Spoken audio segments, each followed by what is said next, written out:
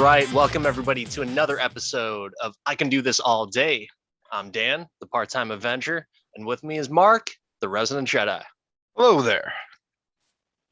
All right, Mark, so why don't you talk to us about what we are going to be going over today? It will be another DC-related topic, so why don't you give everyone what we got? I think our backgrounds tell a lot of the story about the background of this podcast. We've decided, with the new release of yet another Batman movie, where I'm sure we will see the death of a certain married couple at some point during said film. I would bet money on it.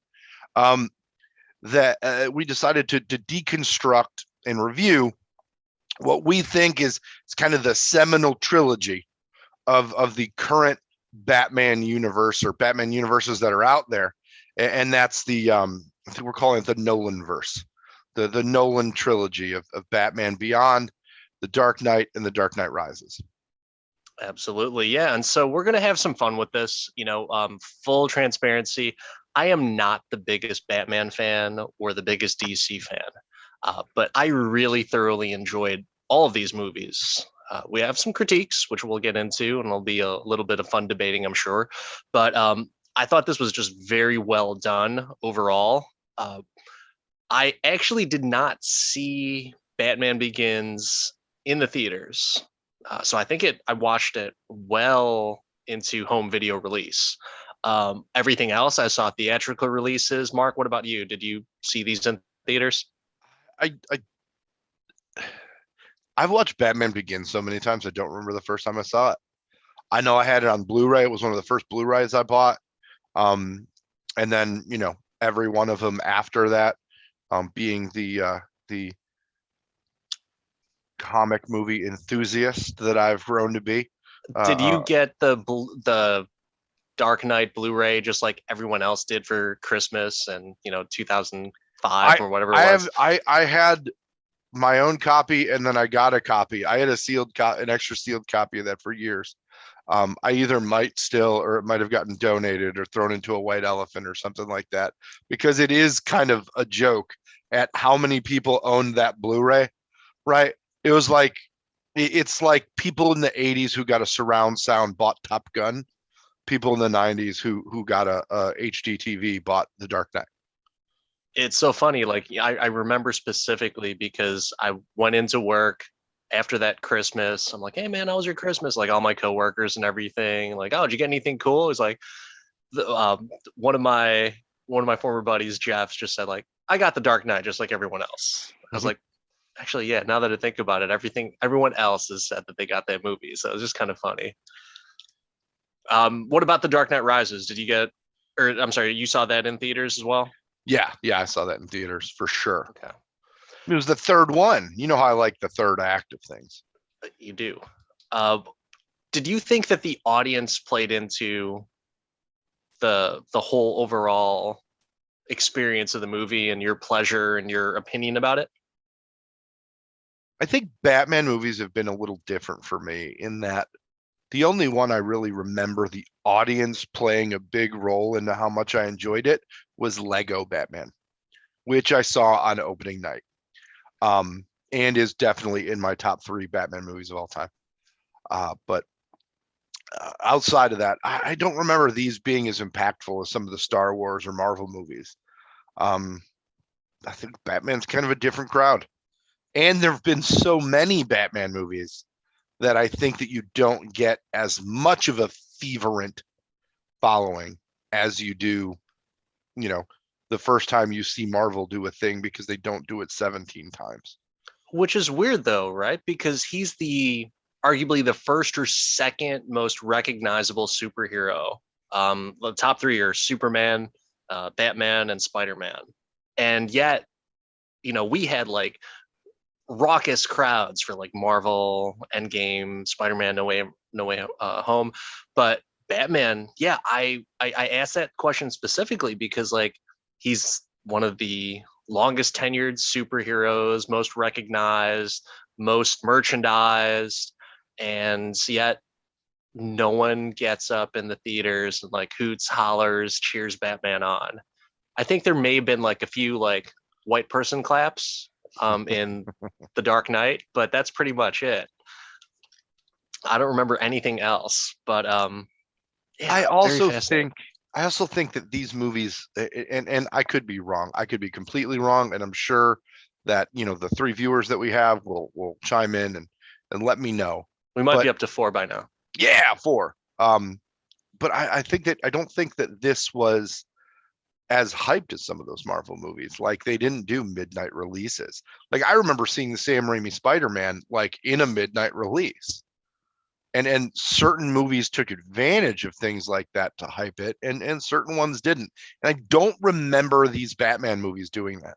I don't remember this being a thing with the Nolan verse. Yeah, you're right. I don't know if there were, because midnight releases were like a thing for 4 or 5 years, and then it just stopped. And then there were just like preview nights where they didn't wait until midnight. Like you could see it, like, oh, the It, movie comes out on Friday, Thursday yet at it's 3 p.m. yeah Like released I on saw Thursday at 3 Spider-Man. p.m. Yeah, no. I remember Star Wars movies going to the midnight showing and things like that. Like there was a hype there in the mid early 2000s, like 2002 and up, right? There was that midnight showing. And I don't know the last time I've been to a midnight showing that wasn't, the Rocky Horror Picture Show. Yeah, why would you need to go if you could see it at 3 p.m., or something like that? But interesting. Yeah. So just thought I'd get your thoughts on that. But we've got a certain format of everything, and let's just dive right in. But we're going to start off with one of the most important things about any type of story, but the origin. So the origin discussion for the Batman.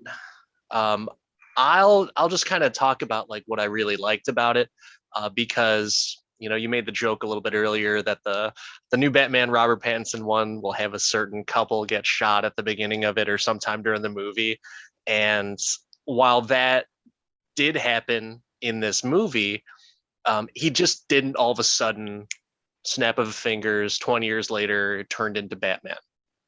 It's like he just wasn't, I'm really upset and angry about this, so I'm going to fight crime.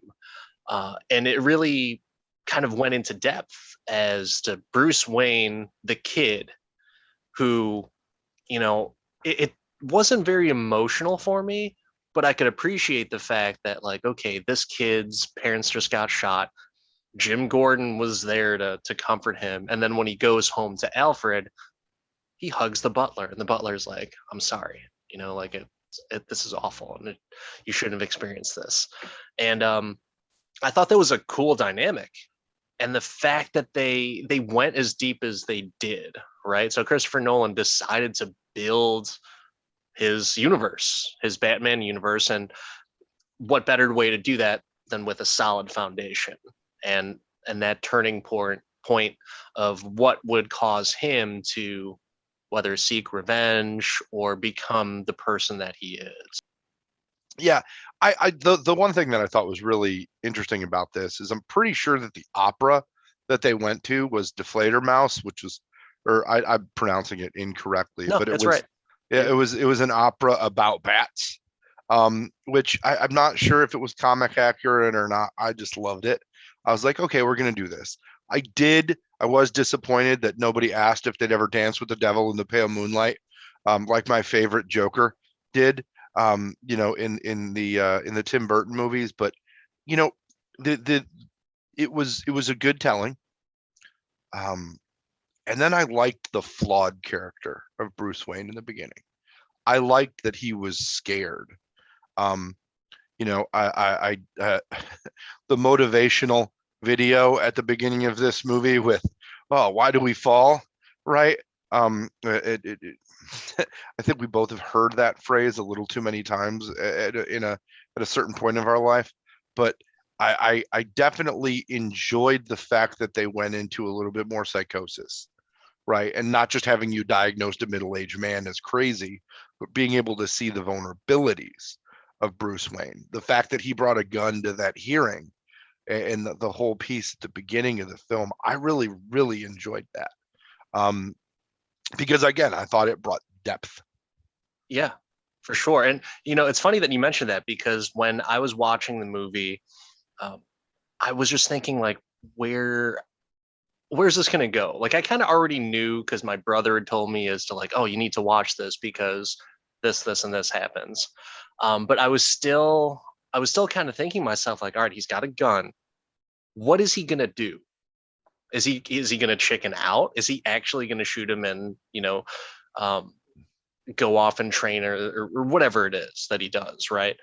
And so there was a slight bit of anticipation and anxiety for me where I was very interested. I was like, okay, this can happen right here. He's going to Lee Harvey Oswald this guy, and then he's going to, have regrets and then train like a ninja. I Um, think the reference you're looking for is Jack Ruby, but I'm going to let it go. well, He's going to Jack Ruby this guy well, yeah, depends on, like from a I certain point of suppose view, is what you're saying? from a certain point of view. I think Okay, you've I said got that in you. like an almost episode. That should be your catchphrase.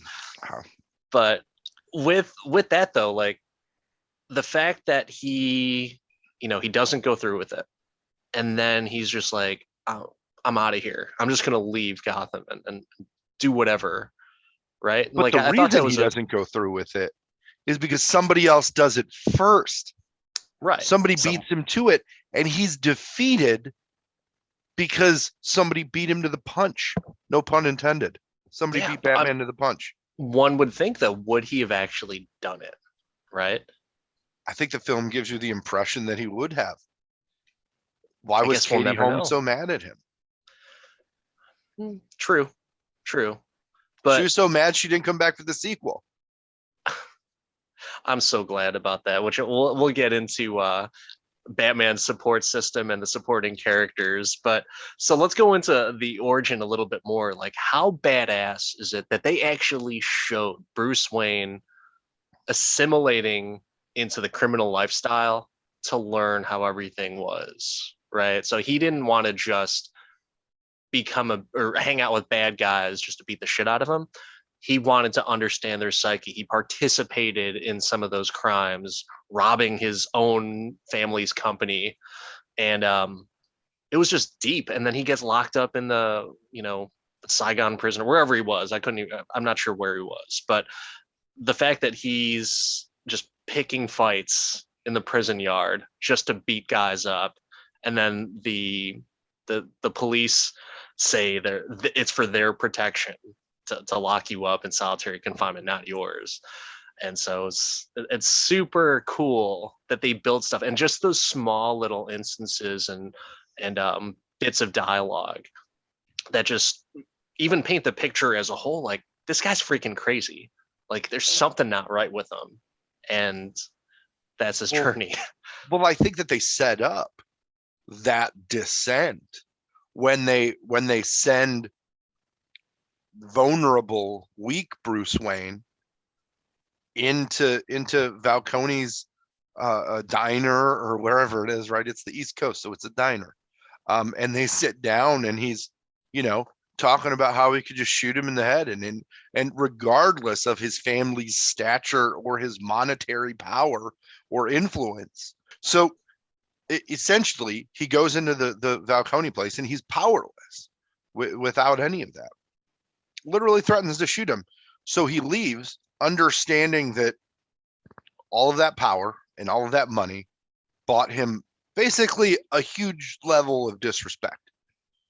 So he ditches it, what is apparently a very expensive coat, nice coat, and just, goes off and throws his credit card and his ID in a fire in a barrel, and he's peacing out. And we run into him years later, and to your point, he's assimilated into this life where it is dog eat dog, and he's an alpha, and he's rising through the food chain, if you will, right?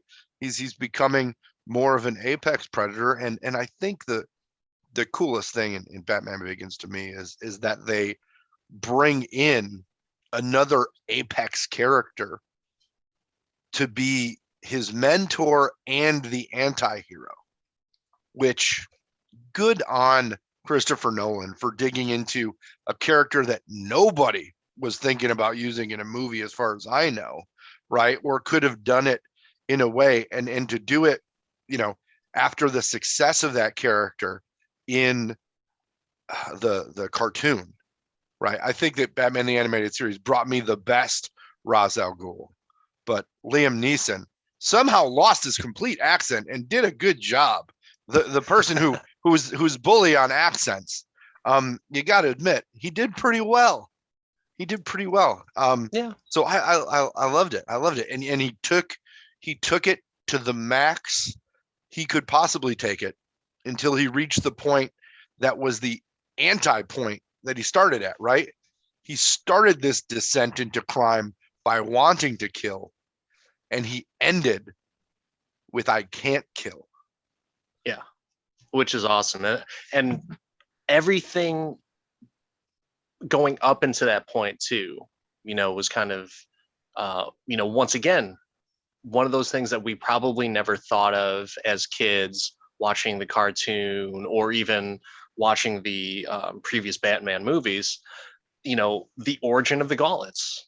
Like, hey, why does he have gauntlets? And it's badass that he has gauntlets. It's like, yeah, it's to help him protect against like sword attacks, and like he's trained as a ninja. We just thought they were fancy gloves. Yeah, exactly. And the whole thing with his, from smoke grenades to just his overall thought and training process to condition his body so he can endure physical pain, the elements, things like that. Like they showed how he got toughened up. That is one thing that I never could respect from the Tim Burton movies, is that there's no way that, number one, Michael Keaton was mostly known for Mr. Mom, I think, prior to Batman. And so I was thinking, why are they getting this sissy to be Batman? Now, Michael Keaton, fantastic, probably a tough guy, could probably kick my ass. But just his presence alone is awesome, and I've become more accustomed and prefer his acting style and character type in movies now. But I didn't buy it because they didn't show any of that to me. I never understood as to why Michael Keaton's Bruce Wayne Batman character was tough. He just saw his parents get shot and all of a sudden magically dresses like a bat. And there's no backstory. Not even, correct me if I'm wrong, there wasn't even a dropped line saying, well, it's a good thing I trained all these years in jujitsu and martial arts. That, like, nothing in the Tim Burton Batman movies. I just thought all rich people were ninjas growing up. If that were only true, that would be awesome. Maybe they are, and they're just fooling us. Bezos and Elon Musk could start, fighting in the UFC. That would be badass. They wouldn't, because Karate Man bleed on the inside. Okay. If anybody can tell me what movie that's from. Yeah, because you lost me on that one, man. I have no idea what that's from. But well, we'll talk about it offline. It's a good trivia question for our 4 listeners. Yeah. Karate Man bleeds on the inside. Is that what you said? It's a Christmas movie too. Yeah. No. Okay. Deep cut. Anything you didn't like about the origin? Honestly, no. I was on board for it. It was stellar, man. For it because they built it out. They literally showed Batman beginning. To play devil's advocate, do you think it was necessary? Do you think they could have done it? I'm sorry. Do you think they could have not done as elaborate of an origin story and these movies still be successful and, revered in high regard? Well, yeah, because the Michael Keaton movies didn't do any backstory, and they're awesome. Nah. You don't like them because the Tim Burton stuff's a little weird. In general, those movies were uber successful. It suffers from the Tobey Maguire syndrome, to where I can't get over him being Batman, Michael Keaton being Batman. I liked the movies. And you're gonna really hate the Flash movie then. I like Michael Keaton now, knowing, seeing him in other roles, right? Knowing that he's Batman. True, maybe, yeah.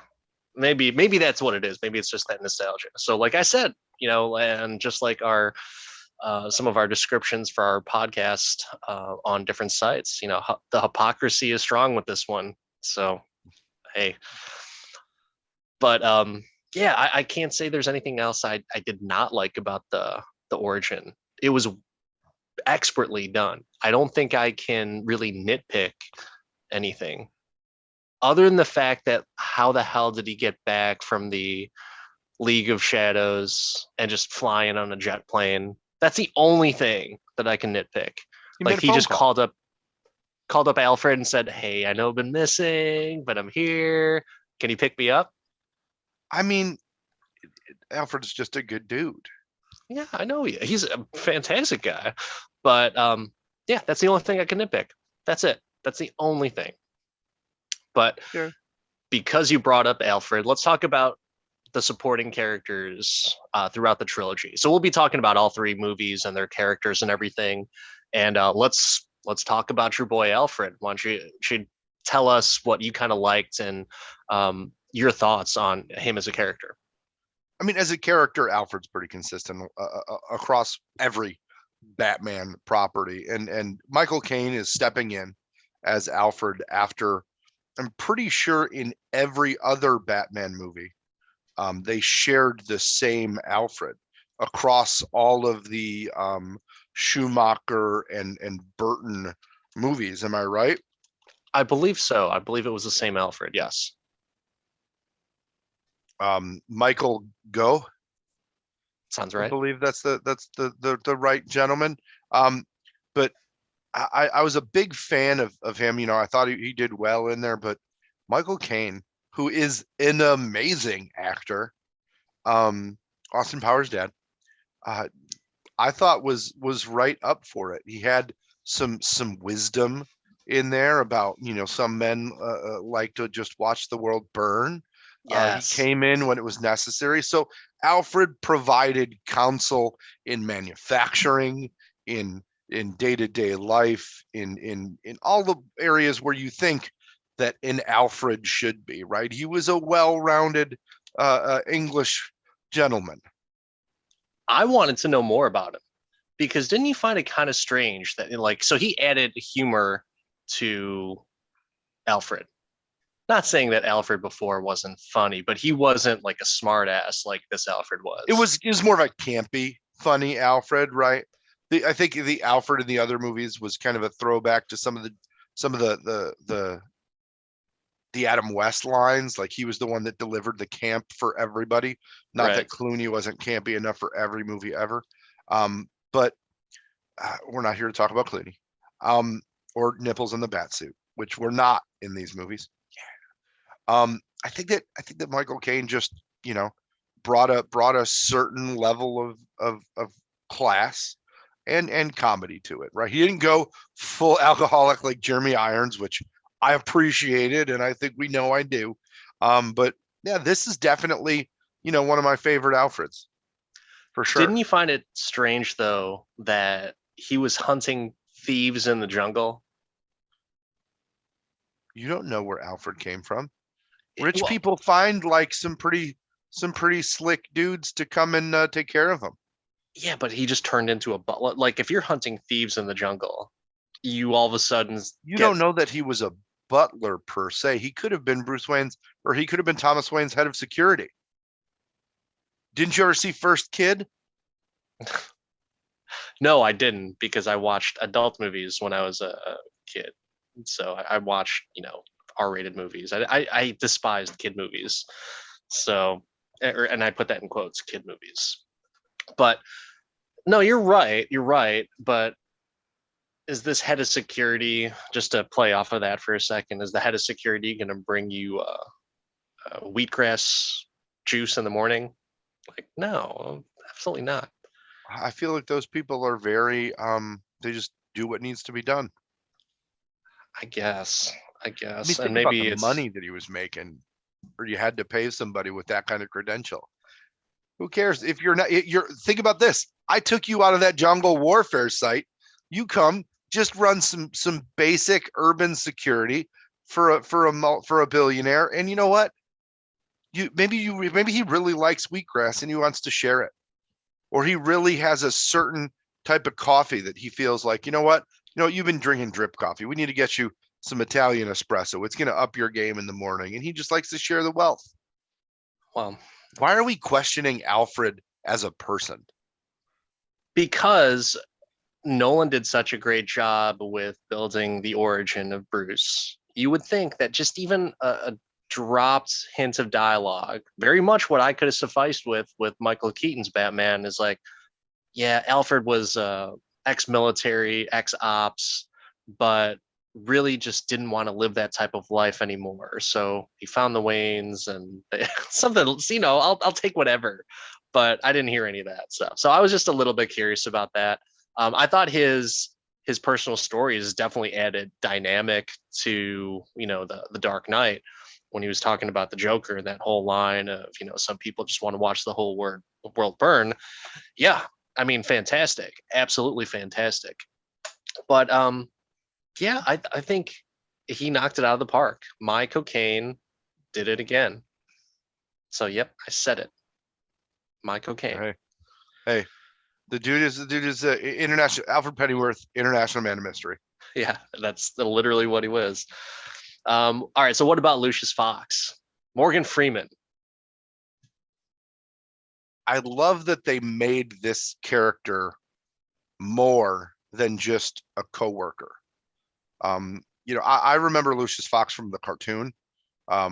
In case it wasn't obvious, I really liked Batman the Animated Series as a kid. Still, Kevin Conroy and Mark Hamill, the best Batman and Joker duo there ever was. And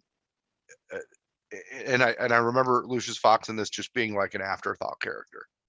And it was nice to see Batman have a little bit more of a circle, because like in the other movies, it's like, how did he, but it's just the two of them. But really, somebody who has access to all this information, it makes more sense. And Morgan Freeman played it wonderful. I mean, you put a great actor in a great role, they're just going to nail it, right? For sure. And I think, Morgan Freeman's one of those actors that just can't do any wrong. And he's just so beloved by everyone. And so just him as Batman's support, one of the top 3 superheroes in the world, most recognized, has one of the most beloved actors with the most, trance-inducing voices. That's one of those things. What I would have loved a cut of is Morgan Freeman narrating the Nolan movies. Almost like Red from Shawshank Redemption, just talking about that with Bruce Wayne as Bruce came back and kicked the shit out of those criminals. He was a tall drink of water, but yeah, he just starts talking about that. Just so you know, when you say that Morgan Freeman can do no wrong, you've obviously never seen Wanted or A Dolphin Tale. I didn't see a dolphin, dude. Yeah, say any kids movies prior to my kids being born, I probably haven't watched it. But I actually liked Wanted, so no, he can't do any wrong in my eyes. I will always remember him in what I think is his best role as Crazy Joe Clark in Lean on Me. My absolute favorite Morgan Freeman role. Better than Red in Shawshank? Oh yeah. Get out of here. And I love Shawshank, but Lean on Me just is such a standalone, underappreciated, just great movie. Well, you just said it. It's underappreciated, so it's definitely not as great as Shawshank. So Shawshank might be overappreciated. I don't think it's appreciated enough. Oh, I think it's appreciated enough. It's more appreciated than The Dark Knight, which might be the most overrated Batman movie ever. Well, we'll get to that in a little bit. Yeah, we'll get to that. So one of the things too I wanted to talk about Lucius Fox though is he's, here comes the devil's advocate and the hypocrite side in me. He's kind of an instigator, right? So he kind of needles Bruce Wayne to getting into some shit. So yeah, Batman, let's think of it this way, right? Batman goes down the path that he goes and the journey he does, right? And There's that long stretch of regret for everything.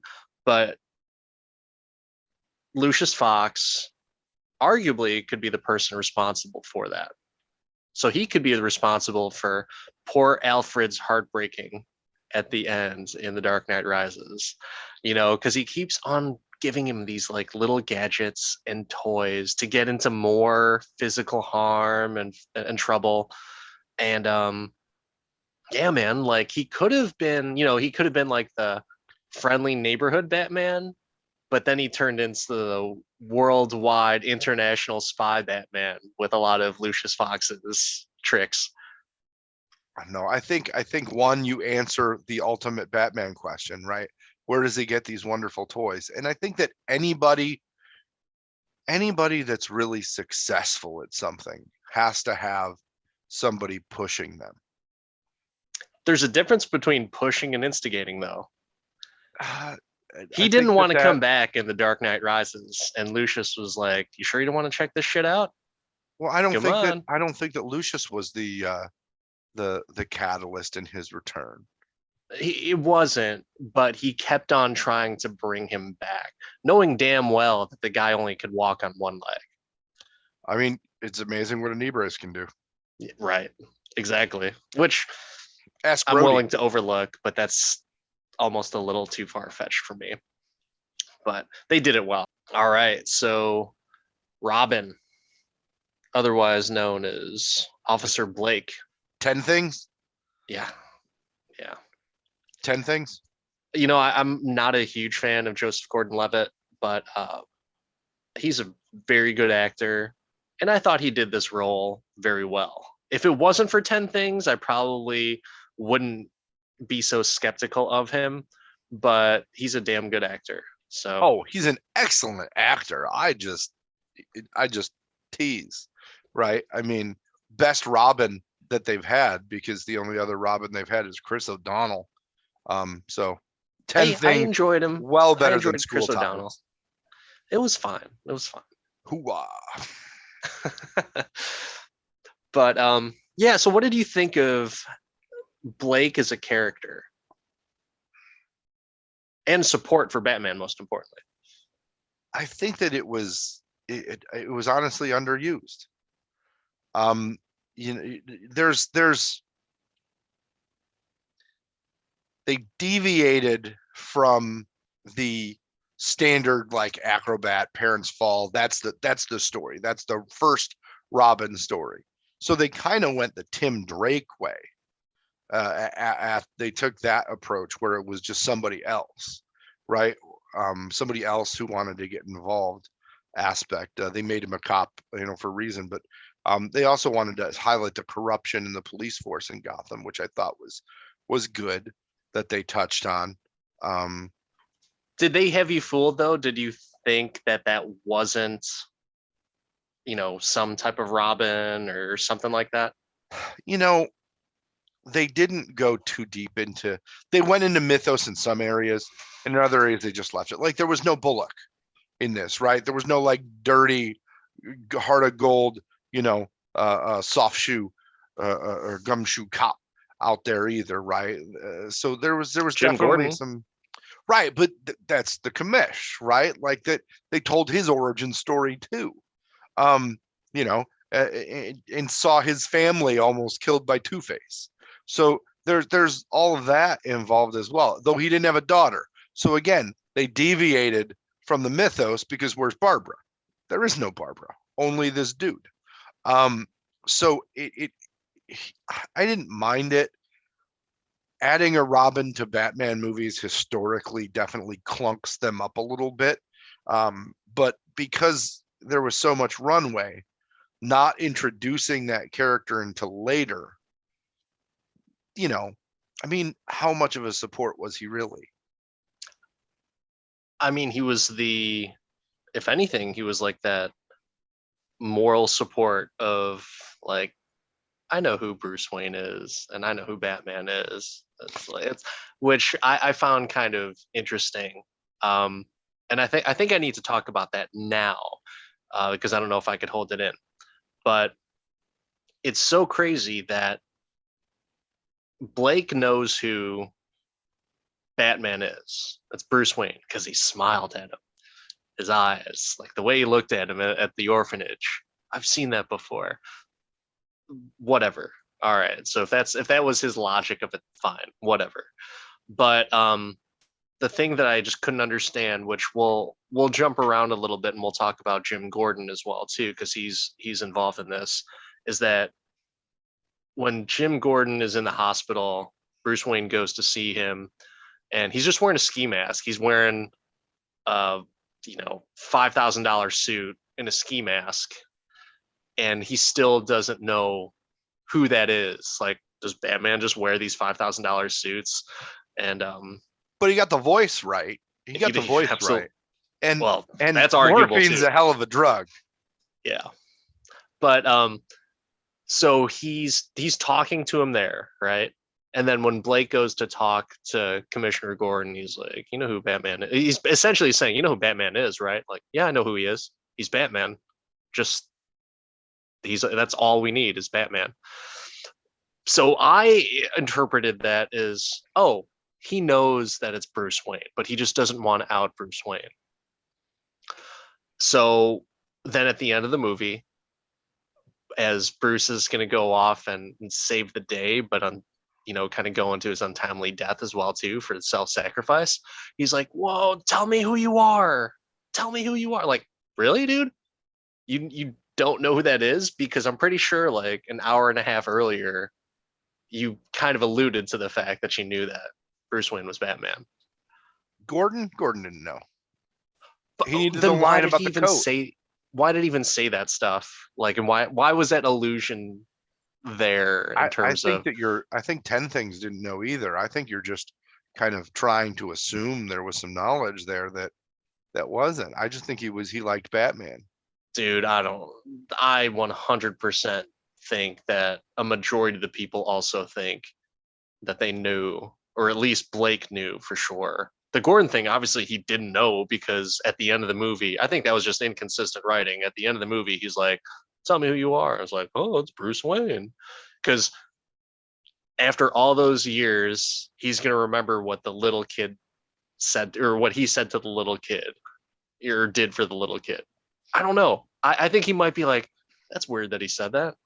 I don't know. And then, like, 2 weeks later, he's like, oh, I said that to Bruce Wayne when he was a little boy. Well, I mean, that's the only thing I could think of. I mean, when the biggest family in the city gets gunned down, you're going to remember that. Yeah, I know that, but I'm just saying, like, I'm poking fun at it. That's like, realistically, there's a lot of important things and, memorable things that happen in people's lives, and they don't remember it like a week later. So I'm just saying, I think it would have been hilarious that one day, a month down the road, Jim Gordon's having coffee and he's like, just does a spit take. Yeah. It's like, it's like Bruce Wayne. It's Kaiser Sose, the coffee cup drops, and that's what it is. But oh man, that would have been hilarious. But then there wouldn't be a Batman statue. True. But so yeah, like Blake as a character, one thing I had a problem with for him is that he was just like overly optimistic, and he really wanted to help, which is great, but he failed at almost everything that he did, with the exception of saving. Oh, actually, no, he didn't even save Jim Gordon. Jim Gordon saved himself, didn't he? When they were going to kill him at the hospital, he saved himself. Essentially, yeah. No. Yeah. 10 Things was super millennial Robin. Blake couldn't do a lot right. He didn't do anything right. He did a little bit of detective work. He talked to Bruce Wayne, so he just following orders.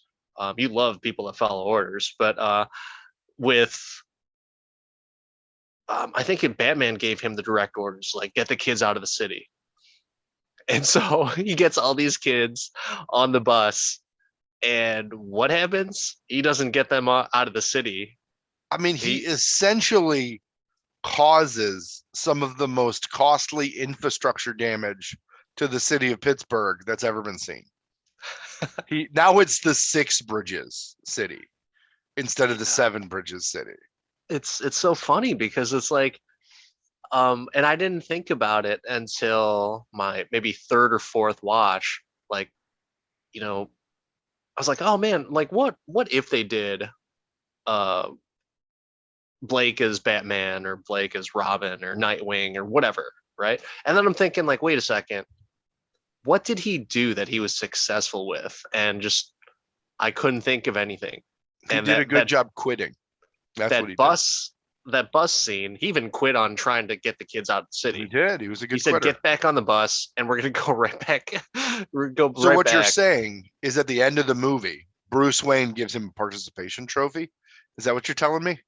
I think that's probably the best way to put it. Like, I'm retiring, so I'm gonna let the B team take over. Like JV's gonna step in here. Like, hey, good luck, man. I don't know. Luckily, I took care of all the bad guys, so you won't have to do too much. But there you go. Here's a grappling hook, and go get yourself wet in a waterfall, and try not to get yourself killed with all these gadgets that you don't know how to use.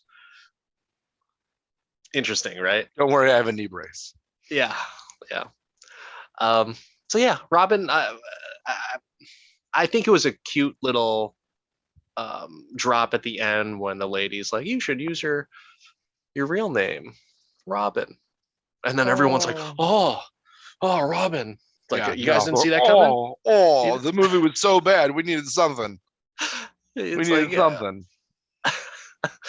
but yeah, that's it. That's my Robin hate. Like I said, didn't I didn't really hate that character. It's just kind of funny that he's the predecessor and he No, didn't do anything right.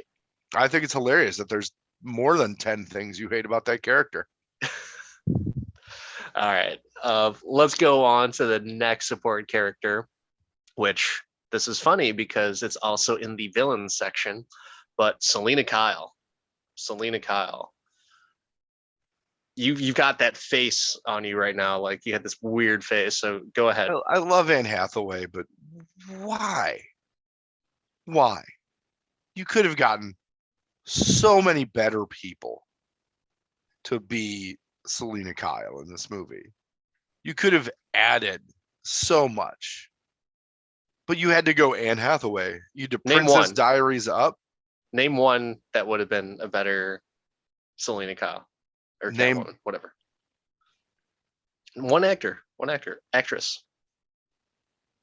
for this time frame. What year? Whatever, man. Just fucking name one. I would say I love Zoe Kravitz, by the way, as a bring in the new Batman movie. But Not Anne Hathaway, but go ahead. Not even the you're same acting chops. I disagree. All right. I disagree. So But I because think I'm going to there's help you out here, man, because you're struggling, you're stalling to find another no my actor. no my I was saying things out loud and my Alexa picked up, was trying to tell me about Princess Diaries, so I was distracted. If you didn't catch that in the background audio, Oh, okay. I didn't hear. it was like Natalie Portman could have been a way better one. Could have been a way better Selena Kyle. Mila Kunis could have been a way better Selena Kyle. Yep, shut up, Meg. She would have been awesome. She plays a great villain. No. Mm, I don't feel like Anne Hathaway was it. So Was at the it? Oh, time, who's the crazy eyes ones from the crazy eyed one from Mean Girls? Lindsay Lohan or Rachel No, McAdams, no. The blonde girl. Amanda Seyfried. Yes. Okay, so all of those people that she named.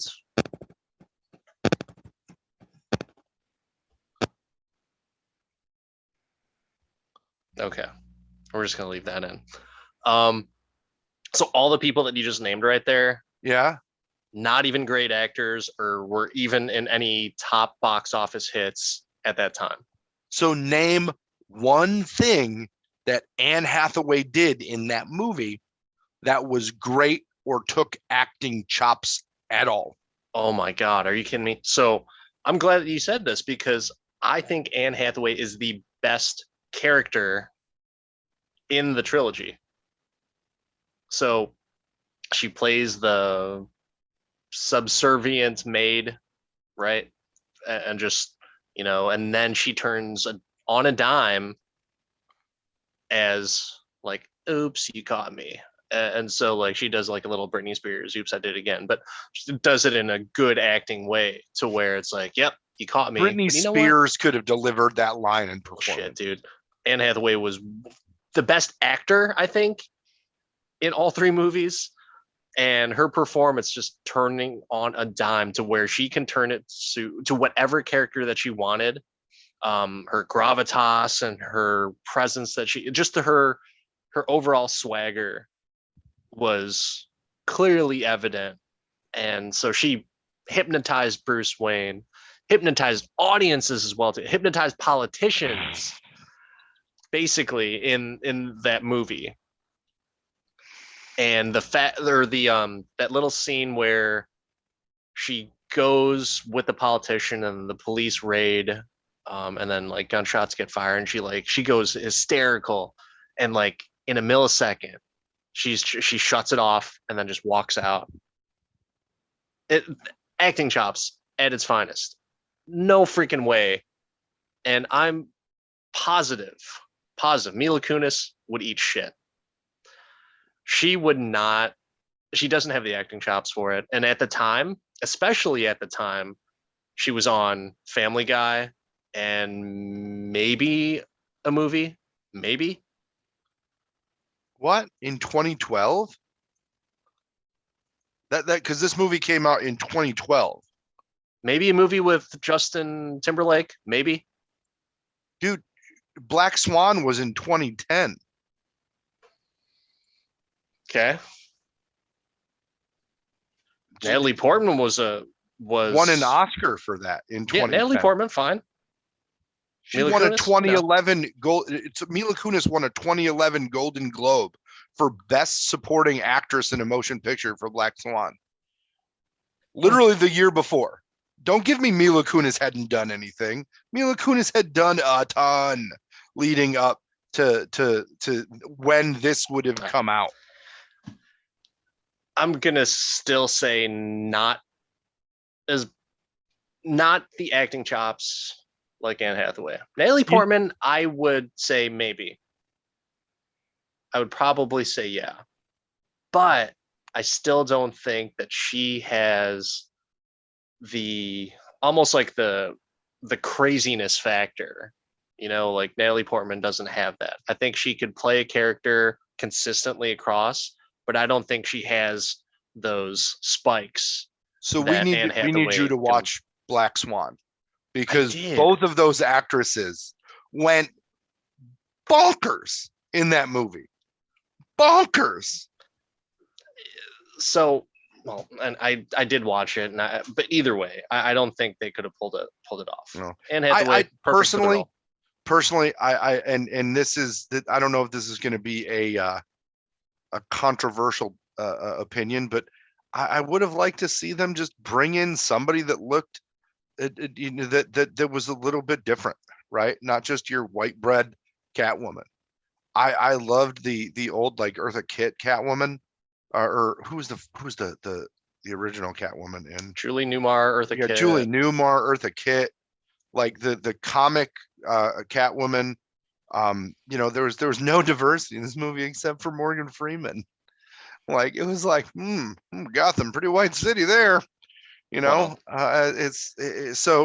Mark, this is very surprising coming from your previous lists of hated characters and zeros and stuff like that. But no, I think that there's definitely, that not that I don't like Anne Hathaway, because I do. I just think that there could have been better. There could have been better casting.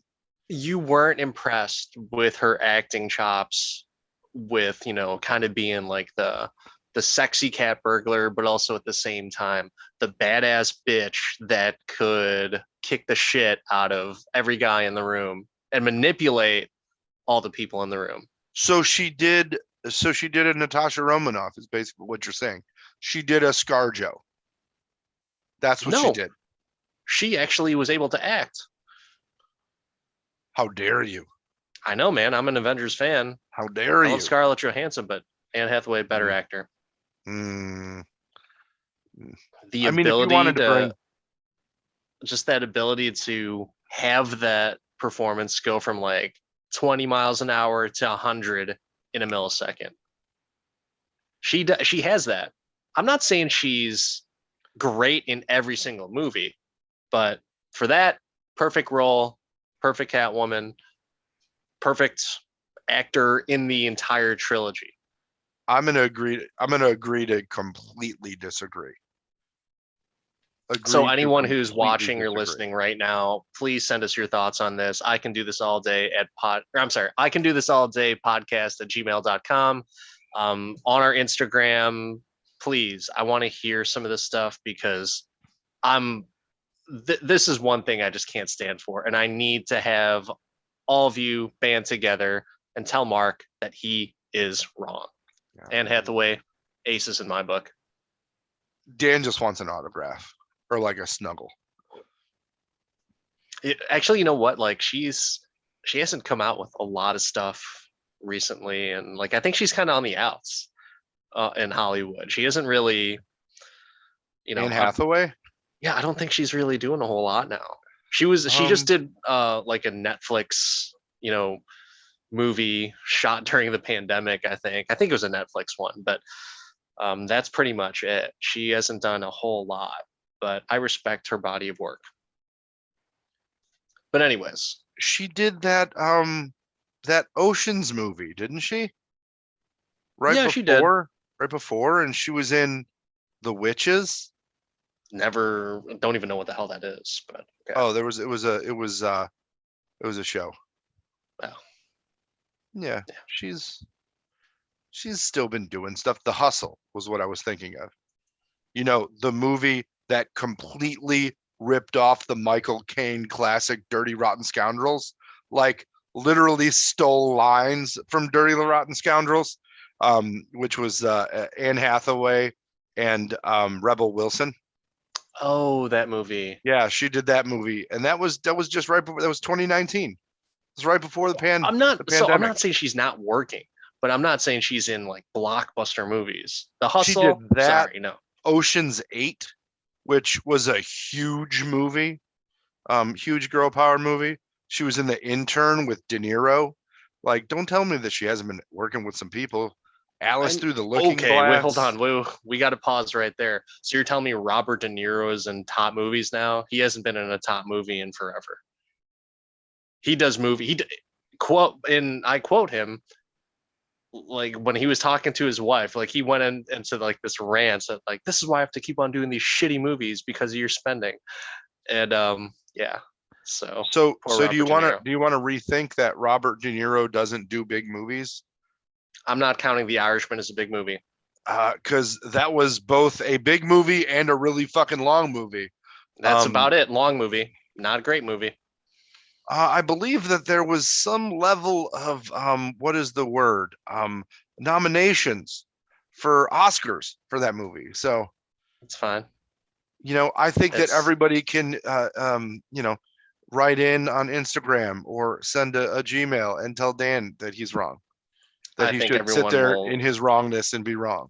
people will be honest with themselves and just be like, yeah, De Niro hasn't done anything really great and consistent, and you can't say like even like Meet the Fockers. You know, I think that was like his last big movie, and even then he was like phoning it in. So I don't say that like Robert De Niro is a shit actor. He's just not that upper echelon. That happens. That happens in Hollywood, man. Same Did thing. Same thing happened with Anne Hathaway. She's in movies. She still does work because people recognize the talent, but they are not the it actor anymore. They are not the ones to go to, and they keep on getting roles. did you see a little movie called The Joker? Because De Niro was in that. Wow, how big of a role did he have? He got shot in the face. Yeah, He was a that's it. catalyst. He was a catalyst in that movie.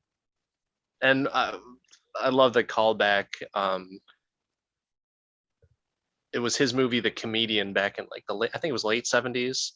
That he was like a very similar scenario of everything. So really cool. But you know what? We digress. We're just talking shit about actors and how big or not big that they are. Um, And how terrible the casting of Selena Kyle was in this no, movie. I Selena get it. Kyle was I get it, perfect. man. Perfect. Oh, worst casting since Alicia Silverstone in a Yeah. Batman movie. That I don't agree with, but yeah, that was awful casting. All right, let's go into our commissioner, Jim Gordon. On the complete flip side, I cannot complain about anything this actor does. I agree. I like him as an actor overall. My favorite role for him was in the professional, the corrupt cop. Oh my Yes. god, freaking I don't know. nuts. I'm between I'm on another Luc Besson movie, and I'm in The Fifth Element, where he's got the weird head thing and he just starts bleeding out of the weird head thing. But who doesn't love Gary Oldman? Gary Oldman can do no wrong. I feel about Gary Oldman the way that you feel about both Anne Hathaway and uh, um, um, Morgan Freeman. Okay. I mean, it was cool to see Jim Gordon have an origin, but also he wasn't just like this fat old retired white guy Yeah. that you know what I mean. It was cool. He was in the shit with the people. He led the charge in that fight for Gotham, and it was badass. I think people love to see, some of those characters that were always portrayed as dormant or in the background type characters. Now you have someone with such gravitas and acting chops as Gary Oldman. Now, I will say it wasn't, the best in terms of script for him, but he did the most with what he could. So that's pretty Yeah. awesome. Hearing him talk about needing a symbol, like all those diatribes on symbols, seeing him emote the not wanting to tell the truth about what really happened with Harvey Dent, and seeing the pain, right? Seeing him carry all that weight, like he can show you that he's carrying the weight. And he can do it in an impeccable accent where you would have no idea that he's as British as he is. Yeah, he is British as fuck, man. Oh, so British. With so I one thing that was super cool was, although I don't know if this would ever really fly within a police department where he faked his death in The Dark Knight and like no one knew about it. So just this random cop with a ski mask and a semi-automatic weapon sitting shotgun in a prisoner transport, no one asking who he is. Like I just thought, in hindsight, like that's kind of messed up. Like no one, like officer, Nicky Cat, the actor that was riding with him, I believe. Right? I think I'm right on that one. He's I don't know the work of Nicky Cat as deeply as you. I'm sorry. Nicky Cat was a great actor that's been in just about everything. But yeah, I believe he was riding shotgun actually, and I think Jim Gordon was driving, if I'm not mistaken. But yeah, so like he just didn't know, like as a SWAT member or a police officer, he didn't know who was driving. Like just like, yeah, okay, all right, buddy, just drive us to the transport and everything, and like no one questions. I Like mean, they're like all hey man, corrupt why don't you cops. take They're your just like, hey, look, I'm thinking about all the money I got for taking bribes here. He's thinking about yeah bribe money. How can I get yeah more bribes? That's what he was thinking about. Your boy, he Nicky. he didn't find it weird that like, hey man, why don't you take your mask off? We're in a car. It's not that hot in here. It's not that cold in here either. Like just take your mask off. And yeah, didn't. So that's kind of something that I thought about after the facts. It's a very very cool way that they unveiled it. Like where he's he points the gun at Joker, and that was pretty badass. But yeah, that's one of the few things that I'll nitpick about a lot of the movies as we go on. Oh, So, there's plenty more to nitpick. Don't get me wrong. yeah. Do you want to go on to the next one? the I don't know how I feel about Rachel Dawes as Rachel a Dawes. support. I don't know how I feel about it. Well, I'm there's so many things about this character that I was happy to see explode.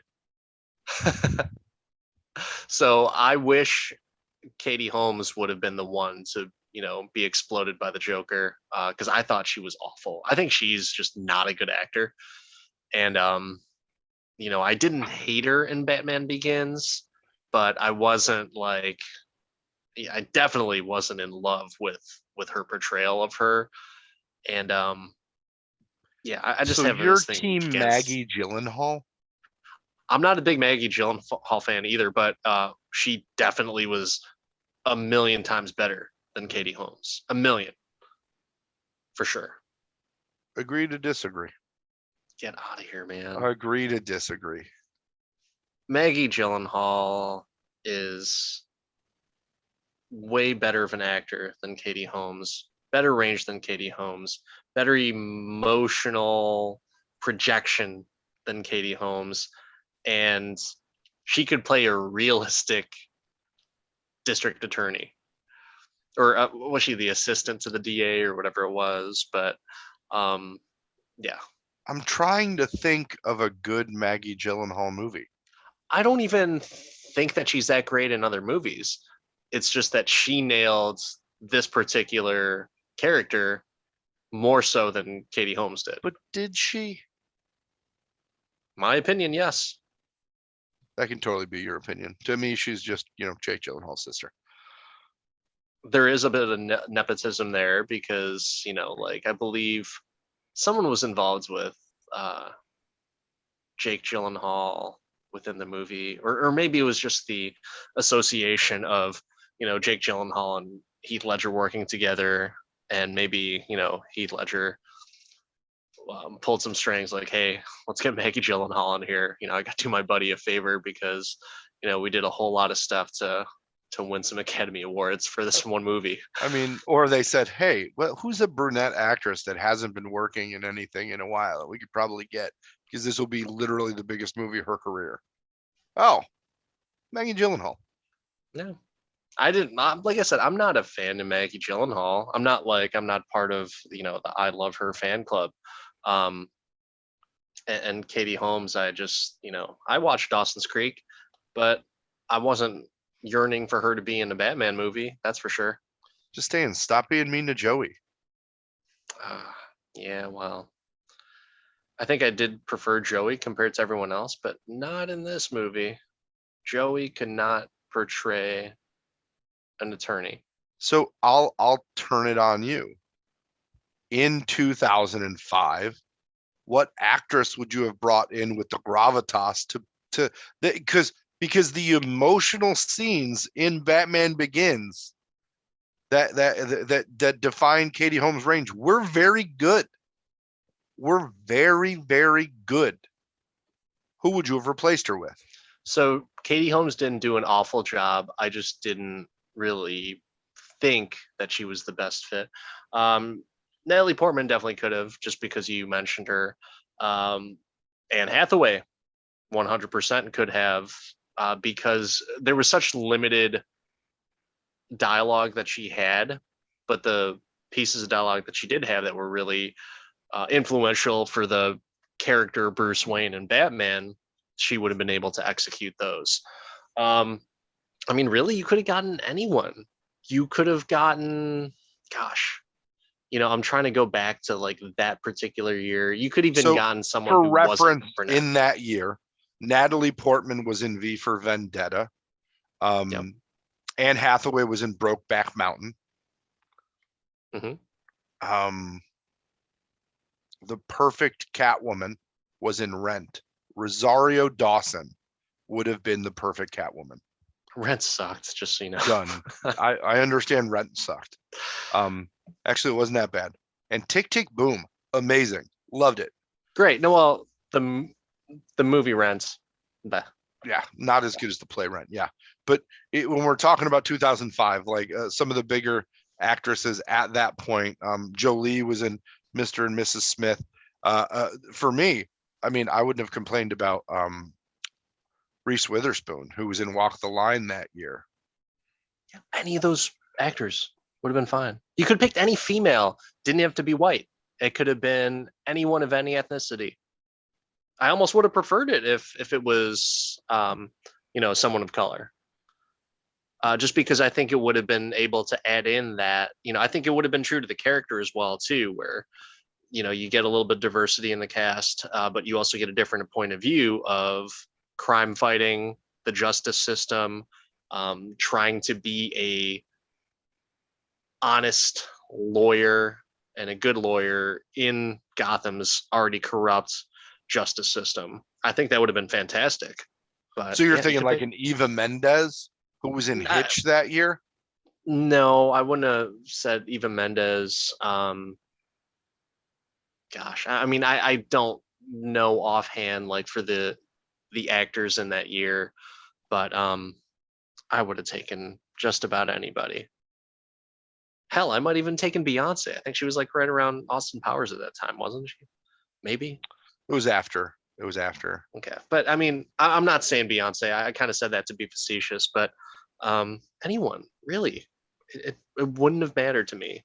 Anyone other than Katie Holmes, because I think that was right around the time that Tom Cruise was jumping on couches, yelling that he loved her. So this movie came out in 2005. Yeah, she was married to Tom Cruise in 2006. So this was pre-Tom Cruise marriage, Katie Holmes. Okay. 3 years post Dawson's Creek. I would have even, you know what? I would have even taken is Michelle Williams. Michelle Williams. Yeah, I would have taken her. I bet she would have been fantastic. Yeah, she probably would have been. But I think, just thinking about it, I almost would have preferred someone of color, just because I think it would have added that number one diversity to the cast, which I'm not always all for that, like just get the best people. But at the same time, I think it would have been a really cool addition to the story. Nolan loves to recycle his actors, and you work with the same crew as well. So I mean, you could have even gotten Scarlett Johansson. Worked with him on The Prestige. Could have gotten her. That was such a good movie. I love that movie. Gosh, so good. All right. Anyone else that you could see there? As we're transitioning from the support to the villains, there's one person that I don't know where they fall, and I'd love your opinion. Harvey Dent.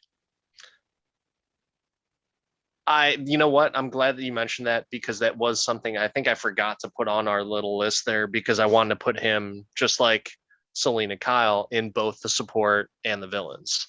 But was he much support? He was actually the driving force for Batman to fight the crime and kind of pushed Batman to become the international bat of mystery. So he's the one who had mentioned about Lau to like, hey, if you get him, we'll book him. Let's break some international laws here. So Batman. It wasn't Lucius Fox's fault. It was Harvey Dent's. I wouldn't. No. Well, no. He would still need to have that technology, right? He went to Lucius Fox to. I mean, it's Bruce Wayne's fault for everything, but no, I would say that was it a bad judgment call on Bruce Wayne to trust him and put all of his eggs into the Harvey Dent basket? I don't know, maybe. I feel like everybody had their eggs in the Harvey Dent basket. Yeah. And it was that basically was just, and we'll get to let's talk about, Harvey Dent as we transition from support into villains. So we'll talk about both aspects of it. Okay. So support wise, I mean, he was the courtroom scene where he punched the shit out of that one guy because he tried to kill him and the gun jammed. That was pretty badass. That was cool to see a district attorney be a badass. Commit a crime of punching a. Yeah, no, it's nice to see people in law enforcement commit assault. Well, Yeah, no, that's great. That's great what you're saying there. he tried to kill him. He tried to kill him. And I thought that was self-defense. He unarmed him, you know, Threw punch in the or face. unarmed, disarmed him, I should say. Sorry if there's any. He didn't have a sword. Didn't have a sword. Not a Star Wars movie. But no, I thought, him as a character and him talking, that little dinner scene with the Russian ballerina, and him kind of, defending Batman, and Bruce is like all smitten with him now. And it's like, yeah, I'm sold. I'll give you all the money that you want. Oh, yeah, I'll no, give- I got that right. Yeah. You, me, Rachel, and this ballerina. Well, let's go back to my place. I'll give you all the money. And Let's he go was back like to that Wayne in love with Manor. him. I throw you one party. It's a party. Yeah, which is so weird that Rachel is like, he might not know you're making fun of, but I do. It's like, no, I'll give him all the money, and I'll swallow the gravy. Just I don't even need the face mask. Let's go. I'll talk deep to him like this. It'll be great. Oh, fantastic. How did Batman get his gravelly voice? Deep throat and Harvey Dent, right? Yeah. That's what you're saying? Oh, man. That's awesome. As a villain, I was honestly disappointed at this character. Because he really only had a very short, the trip from the hospital to the bottom of whatever the cement that he fell on at the end of the movie. We didn't get all the fun Two-Face stuff, like the two colored suits and the two different girls, and none of the fun Tommy Lee Jones-esque Two-Face stuff or anything from the animated series. His burned up face wasn't even blue. I was so angry. Were you really, though? I mean, I thought the CGI was okay. It was CGI, right? It wasn't practical. I think it was CGI. I'm pretty sure. Yeah, it was probably CGI. I don't think they can do that practical wise. I mean, like there would have to be some type of green putty on his face or whatever it was. Yeah, they probably took some. It was probably like half and half. But either way, I thought, and I like him as an actor. I like him as a dry actor. He is a great, he's a great poor man's Don Draper. Aaron Eckhart in that way. If you ever seen Thank You for Smoking, really, really good movie where he plays a heavy part in. I kind of get him and Tom Jane confused. Thomas Jane, the Punisher. I think they look very similar, and I think they both have the same type of delivery. And I actually think Thomas Jane might be the better actor overall. But I'm okay with Harvey Dent in this movie. But there's a couple things, like in terms of his, you were asking, like his villainous turn and everything. It didn't have the goofy ass two-tone suits or whatever. I just thought it was such a very drastic, quick turn that all of a sudden he's going to go full psycho on everybody. Apparently, Maggie Gyllenhaal made a real impression on him. If you were put in that scenario, tied up to a chair with your impending doom about to happen, and then the love of your life who you were going to marry gets blown up, and your face, half of your body and your face gets just like burnt to a crisp. I mean, I guess that has to have some type of psychological effect on you, But I think that the thing that they miss from at least the cartoon character, and I'm assuming the comic character in a lot of angles, is the Harvey's sense of vanity, right? To really have the physical scarring become emotional scarring.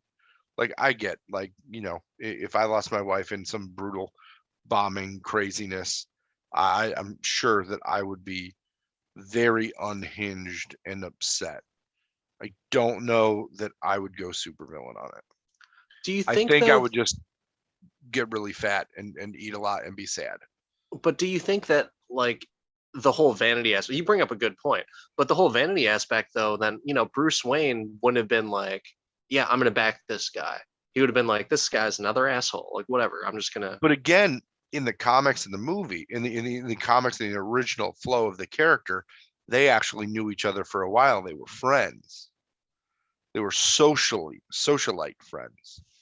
Yeah, but Bruce wouldn't have put all his eggs in that basket. He needed I think someone to take over. regardless, as long as he was prosecuting the criminals and justifying the Batman and enabling, he doesn't care if he likes to, put on a little of the under eye stuff and a little face mask at night.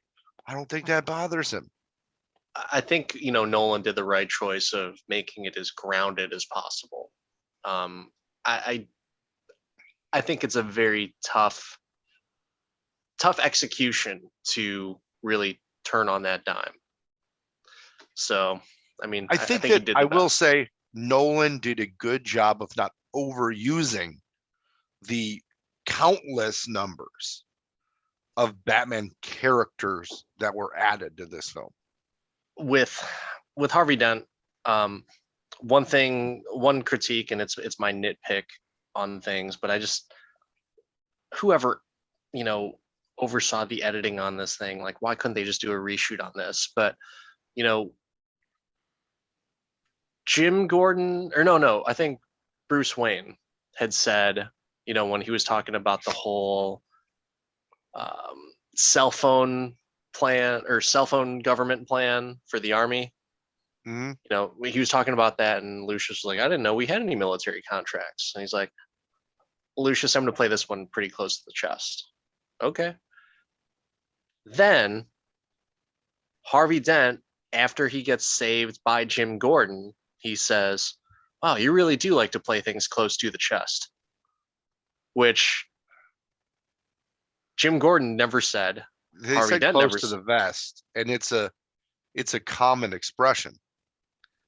No, they said the same line for both characters, but that was never even like the You've way that he never said heard it. the parlance playing things close to the vest? No, I've heard it, but why would you say the same thing when another character said it? Like, that's just, change up the writing a little bit. Change up the writing. That's it. And I believe it's, correct me if I'm wrong, and I'll go back and watch it, but I'm pretty sure he says play it close to the chest, not the vest, which is a common expression that I hear of. So that's the other thing that I was like, why is he saying the same exact thing that Bruce Wayne said when he wasn't there to even hear it, that he said it?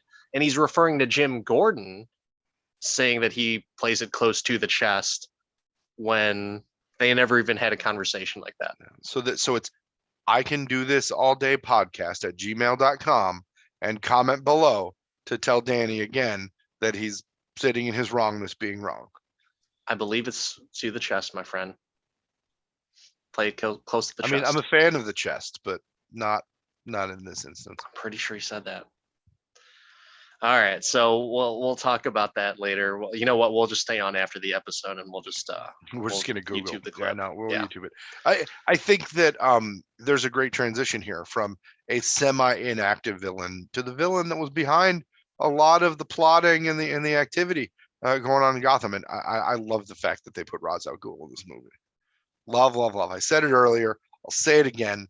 One of the most underrated, huge scale Batman villains that conceivably doesn't work in a single frame movie, but because you're playing this out, because there's years that you can cover with this person, I love it. Love Ra's al Ghul, and love Liam Neeson playing him, even though there was conversations about Liam Neeson is a white Irishman. Why is he playing Ra's al Ghul? I thought he played it well. I wasn't aware of the character prior to the movie because, like I said, I'm not a big Batman fan. But yeah, no, I enjoyed him. The one critique that I'll say that I had for that was the final fight with him and Batman was a little underwhelming. I thought his fight on the ice with him was awesome, and so, but yeah, a great surprise too at the end. Like I didn't, because I didn't know the character Ra's al Ghul. um, and I didn't know, what his association was in terms of the League of the Shadows and whatever, right? But to see him at the cocktail party and like, wait, that's not him, and then Liam Neeson comes in, it's like, oh, that's him. That's crazy. So that was pretty awesome. Yeah, great execution. I thought the Rutger Hauer character, the CEO of Wayne Enterprises, who was working with him, that was kind of a lame villain. The memo guy. Yeah, yeah, didn't see the memo. All right, so going from Ra's al Ghul into Rutger Hauer's character, the memo guy, Scarecrow was also another villain in this movie. So, what did you think of Scarecrow being a villain in this? And you know, was he completely necessary to the whole picture of everything? I like that he was such a basically a flunky, right? Initially like, oh, he came up with this formula, but really it's Ra's al Ghul behind the scenes. And it shows the influence of the League of Shadows on the corruption that is Gotham. I mean, I think that this is a psychiatrist who's obviously had some level of negligence or abuse towards patients, but then to be able to test the toxin from the flower, right? So cool. Yeah, that Definitely was cool. And love that they got an actor that kind of met the dimension requirements, like a stringy, kind of weird looking dude. But they brought Scarecrow to the screen, which hadn't been done before, which he wasn't a super popular, very dark in the comics, and he was in the animated series a good amount. But I love that they brought that character in. Again, the Batman Begins, I think, had all of the unexpected characters, not your standard. And that's the best part to me. yeah, for sure. And Killian Murphy, the actor, he's good in everything. Like he is so damn good in everything. He might not be in the best movies, but he himself always performs, and he's excellent in every role. Um, I thought it was awesome with the whole visual effect of like once you get sprayed with a little toxin and everyone just like trips balls. I think that's really excellent. Little King Joffrey is in Batman Begins as well too, which I'm just going to throw him in the villains just because I don't like him or his face. But no, it was really cool to kind of see how that was their plan to really have Gotham just go batshit crazy, no pun intended. Yeah. And you know that would be, I like the fact that he also came back, full circle in The Dark Knight Rises. That role, when he was, the judge of everything, supposedly that was supposed to be Heath Ledger's Joker, supposedly. But I don't know how true that is. That's something I had heard, but it would have I been could cool if that see was I the could case. see them doing that. Yeah. But I think they That would would have make sense. actually prolonged, had another movie with the Joker as the main adversary, or at least one of the, side adversaries, because his, they allude to it as like we're meant to do this forever, in the Dark Knight where he's hanging upside down, and I thought it would have been really awesome to see him in that type of thing, and who knows, maybe you know if like what Disney does with Star Wars and CGI and characters. If that was more of a thing back then, maybe they could have done like one of those little cameos. But I don't know if Nolan would have done that. No. But I don't know. I don't know. with Killian Murphy, though, interesting thing, who played Scarecrow, he was actually up for Batman. He auditioned for Batman, and they made the right choice. Christian Bale's fantastic, but just fun little fact. All right, going into There's the one more I want to Joker. touch on Oh, from sorry. Begins before we get there. I like that they brought Falcone into it, just as a mob boss, and just something that was from the comics, from the show, from the cartoon. They just brought along the characters that are normally not focused in the previous big budget Batman movies, where they needed the shiny villains, the really big, they brought more of the comics in. This was another one, first time on screen, first time that I'm aware of on screen, not used in any of the, the TV show or the other movies.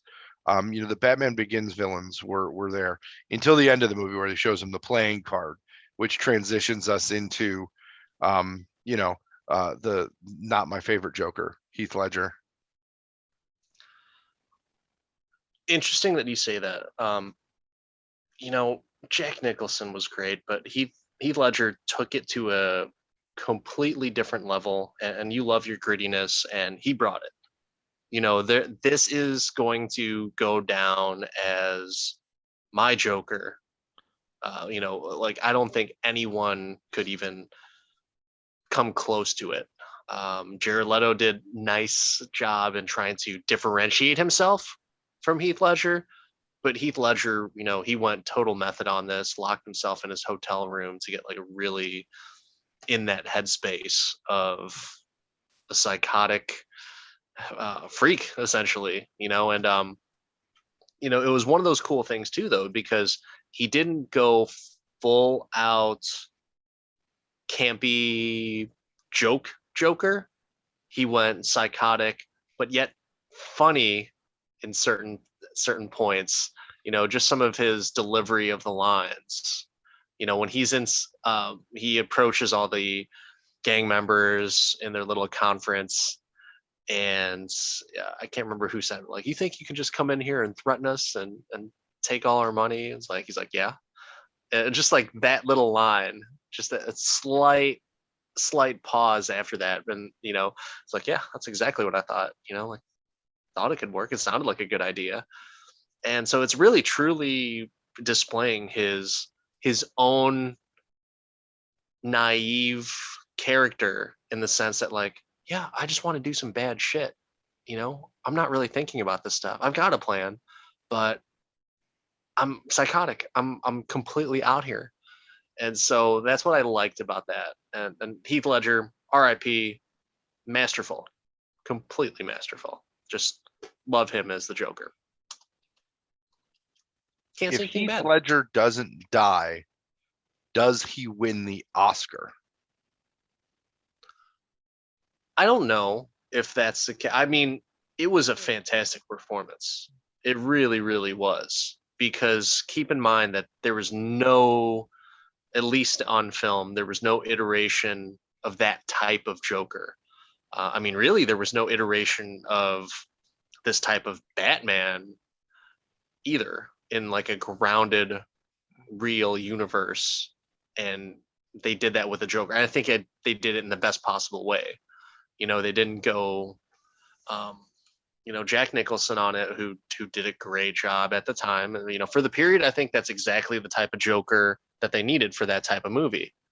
For the Nolan versus, I like to call it, that it was the best possible Joker that anyone could have asked for. It fit in that universe. It fits with the serious, gritty tone, but also just a sprinkle of humor and madness to really, round everything out. But what are some things that you didn't like about Heath Ledger's version of the Joker? I just, the Joker in every other iteration is aggressive and planned. I just didn't, it didn't work for me. It just wasn't what I saw. It wasn't the obnoxiously, I don't want to use the word flamboyant because it has dual connotations, but it just wasn't the boisterous Joker that you're used to. It wasn't the in your face, like, yeah, fuck you Joker, right? It wasn't, it was very kind of secretive and sly in the way that he did things, not over the top, like the character, So at least for me, did. that's what you need, is the over the top Joker. I mean, need is a strong word. It was still a good That's what you want. movie, but that's the way I view that character, as the clown prince. He needs the spotlight, not to be in the background. And I'm fine with that. I hear that. I mean, I say the same thing about certain characters as well too. So I completely get it. Um, I think, in terms of the in your face, he is in their faces in the sense that, like, when he, breaks into Wayne's party, he gets right up in Rachel Dawes' face and holds a blade up to her freaking mouth, The and scar right in front thing of. was so weird. That was the weirdest shit. So I don't know, it was off character for me. So again, it was off-putting from what I expected from it. Again, okay. expectation versus reality. Not everything is everybody's cup of tea. Yeah, Loved the movie, just not my favorite Joker. I thought it was he it was a little bit unbelievable of how much of a planner he was. So that's one of the things that I was a little bit off put by. Still loved him as a character. I love the scars, because you think of the Joker as being like this clown. Well, this dude is not a clown, not to be messed with, but his appearance is, almost like a down and out clown, like a homeless clown, if you will. But this clown could kick the shit out of you. He has a magic trick that would wow David Copperfield, which I thought was badass. No, not my favorite homeless clown. Dude, oh man, he could rival John Wick on that one just with that magic trick, and he just shoved that pencil so far up that guy's ear, or was it his mouth? I think it was his mouth. Yeah, because Well, he that's where he shoved the nicked guy's his pen. head on the pencil. Right. So it was so badass, and I like that in the Joker. I like the fact that he was able to kick somebody's ass and be a threatening presence, whereas I don't like my villains that can't hold their own. If they've got like a henchman, I really don't think they're that great of a villain. They're a great mastermind, but I want my villain to kick ass, and I this think Joker there's to do something to be so. said for followership with villains. I'm not disagreeing, but I like, just like you prefer your Joker being a little bit more boisterous. I prefer my villains to kick a little bit more ass. At least he had purple pants. His outfits were fantastic. Here's one that surprisingly didn't bother me that much, even though it deviated from the comic substantially, was Bane. Oh, Bane. Oh What man. about what about the voice? Did the voice Well, bother you? the voice made me not realize it was Tom Hardy, Yeah. which I think is what you were trying to do in that, right? Um, I think he was making fun of Gary Oldman not having an accent. I'll just have an accent now, Gary. Gary. But I mean, the deviation. I talked about the Joker being a deviation that I didn't enjoy. I actually didn't mind that they deviated with Bane. That the mask and the apparatus wasn't an enhancement of strength, but an alleviation of weakness. Yeah. You know I what I dig mean? it. That they didn't do the Venom thing. They didn't do the steroid Bane, but they still showed Bane as a strong character. They did the back break, which Nightfall is definitely my favorite Batman storyline. Um, I was sad that nobody had the all metal Batman with the shooty shoot wristbands and stuff. I was Um, wondering if they were going to bring that up. That would have oh, been, that would have been so great. yeah. But they didn't have an Azrael or a Robin that wasn't 10 things to support anybody. So because he was Lone Star Batman, he had to pick himself up by his bootstraps and figure that out. But no, I liked Tom Hardy in this role. Again, not realizing it, like it's not screaming, oh, this is Tom Hardy.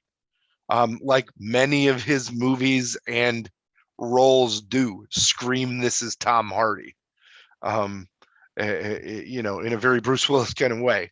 Um, this was good for me. I liked him as a character. I liked just the ominous manner with which, the lines were written, and just the overall development. I enjoyed the character and the twist that he provided in there as well. I wish I would have seen a little bit more of him. I would have Like his liked a little bit face, more of or the origin. The origin. oh, Because yes, he's a badass, and yeah, they go into it a little tiny bit, trained by the League of Shadows. And I guess, maybe they didn't need to go too far into depth, but I would have liked to see why or where or how he got his mask. well, they told you that I mean, he they was the said, protector of of Talia in the pit, and as he got his ass kicked, she got elevated out. right. Well, I mean, she jumped out, but he It got will his ass climb. Yeah, kicked, yeah, yeah. and so the league comes in, and then they like, oh, let's give him a breathing apparatus. Could have been the same doctor. And maybe he didn't get the breathing apparatus until Ra's al Ghul came back and let him out, because it Yeah. wasn't Ra's al Ghul that put him in the pit. Ra's al Ghul now used the pit, but it wasn't Ra's al Ghul's pit when Bane was beat up in it. It was under different management.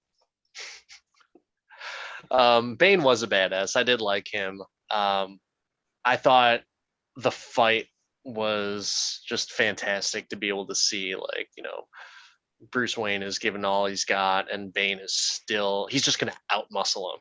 He's just tougher. And so I like that. The fact that he didn't have to take steroids to beat the shit out of people was pretty sweet too. So he had a performance enhancing mask, not in performance enhancing drugs. That's the part that got me. Is so I have to punch you in the mask just right, and then all of a sudden you're a 90-year-old woman. Like, Well, oops, my connects came apart. I'm broken. Yeah, that was Like, kind of lame. he didn't hit him in the face the last time. Like, it was iterative of that Mike Tyson quote. Like, everybody's confident until they get punched in the face. Like, Bane, you got punched. The first person to ever punch Bane in the face, apparently. Yeah, Batman. that Well, not the first, but the first sin. Like, how didn't that not get dislodged in the plane situation, in the train, in the automobiles? I don't understand. It was like a laptop charger plugged back in. That's how easy it was to put the mask back together. So I want to talk about him and his employer, if you will, and that was Talia Al Ghul, so the daughter of Ra's al Ghul, and the little twist that happened, which then makes me think, like, is Bane a great villain, or is he just the goon? Like that's one of those Oh, things. he was the goon. He was the goon. Nolan is really great at twists and callbacks. Nolan as a director, amazing at twists and callbacks, right? I mean, even in the first movie, you got the callback of the coat, right? That was just a little callback. Like, it wasn't big. But in this, I mean, things went full circle from the first movie all the way through here. And I loved that, right? I mean, it was so layered. It was layered like Inception. It was layered like The Prestige. It was really, really good. And that is one thing that you get from Christopher Nolan. I think with this method of layering, though, I think there may have been another cook in the kitchen that just kind of messed up the recipe because it wasn't as clean, right? Because I mean, if you really think about it, I don't know if you've ever seen the Pete Holmes sketch of where he's Batman, and I think the sketch is called like Batman Can't Stop Thinking About Sex, and it's replaying the skit or replaying the scene at the very end battle where he's defeated Bane, and then all of a sudden Talia stabs him in the stomach, and he's just like, she's telling him the whole reason, like, this was all part of my plan, and he's like, but we totally had sex. Like that's the only thing they can talk about. It's kind of a weird plan, and almost like very unnecessary that that's the case, that even happened. So you're gonna just ride this out for like 15 years, work for the Wayne Corporation or however long she worked for them, and just wait to like, you know what? They're gonna put me on the board. I can feel it. This will play out. Let's just play the long game on this one. I just thought that was a little strange. Well, she was getting revenge for her father. She was Yeah, looking to take everything from him. And she would have if she wasn't allowed on the Wayne board. Like he wouldn't let her into the projects initially. She was held out by him. right. And then she finally got brought in. But yeah, it was revenge for her father. I dug the twist. I didn't have a problem with it. I like the twist, but you don't think that like, hey, year one goes by, I'm not on the board, or like something happens. Like, you don't think that she's just be like, I could take this fucker out in 2 minutes. I just say, hey, Mr. Wayne, can I talk to you really quick? I have this proposal. Boom. But it's Jab him right not in the throat. it's not about the quick kill. It's about the long game. And it wasn't about Bruce Wayne. It was about Gotham. It was about destroying Gotham, finishing what her father had started all those years ago. That was stopped by Thomas Wayne, that was stopped by Bruce Wayne, and that eventually was stopped by Batman. Then you know what, man? That's a shitty plan. That's a shitty They plan. have a family history of shitty plans. It's I didn't think about it from that perspective, but like, yeah, oh, it's Gotham as a whole. Like, okay, I can dig this. Like, wait a second. Nope, still shitty plan. Still shitty Remember, plan it was overall. all about watching the world burn. Not It was them, all about Joker. But it was all about the fall of the empire of Gotham, right? It was about the fall of that city. They had talked about the League of Shadows taking out other, I forget the exact reference, and I'm sure that, one of the people that eventually see this will be like, oh, all these historical references that of cities that were taken down. But in general, right, it was about the fall of the city. It was about the demise of that piece of civilization. All right, so I'm going to push back on that then. What If up? that's the case, if it was all about that, wouldn't the perfect time have been during the 8 years of Batman's absence that they could have done this? But the police had ultimate powers during that. Remember, there was like the Harvey Dent Act where they just arbitrarily locked people in jail. Remember, where they had a writ of habeas corpus like Lincoln and just said, "Oh, you're in jail, bro. Sorry."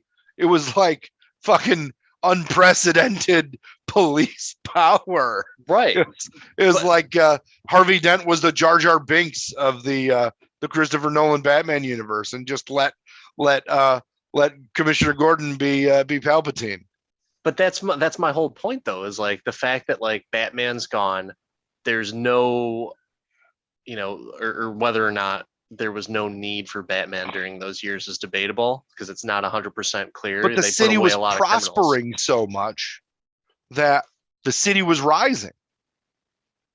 The city was prospering. They had rallied around a central figure, just like they had rallied around Thomas Wayne. Which is exactly what they didn't want to happen.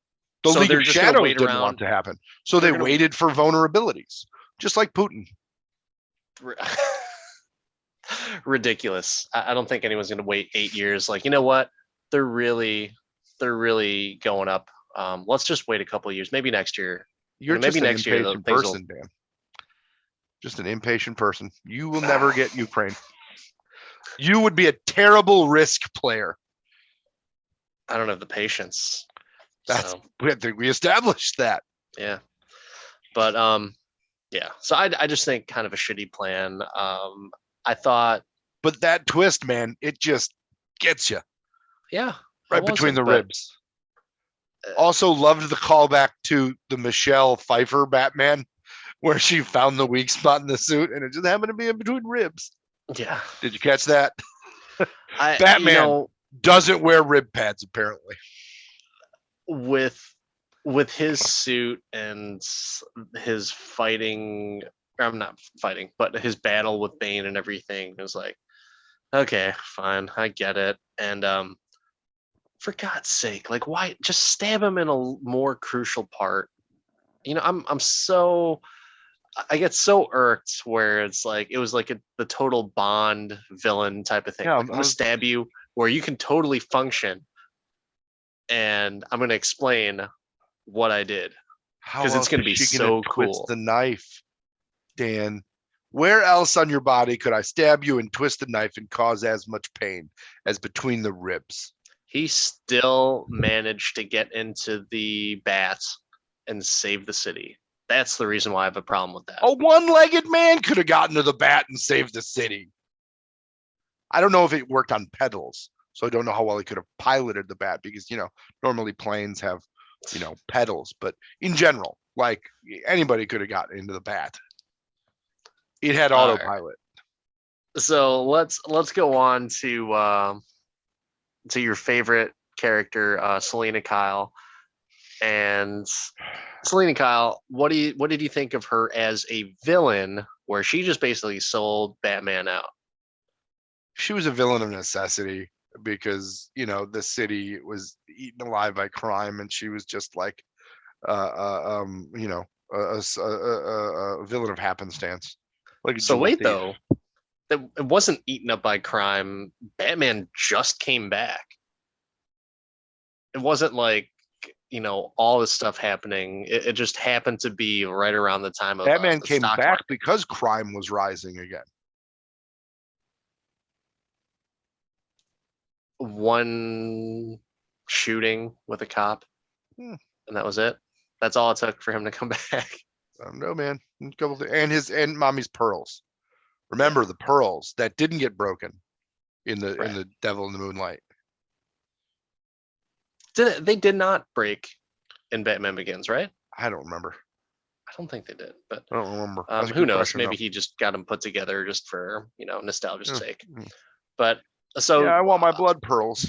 I would agree that I don't think she was very much a villain, but it did suck that she sold him out. She sold him out, locked him in the Thunderdome essentially, and Bane kicked the shit out of him.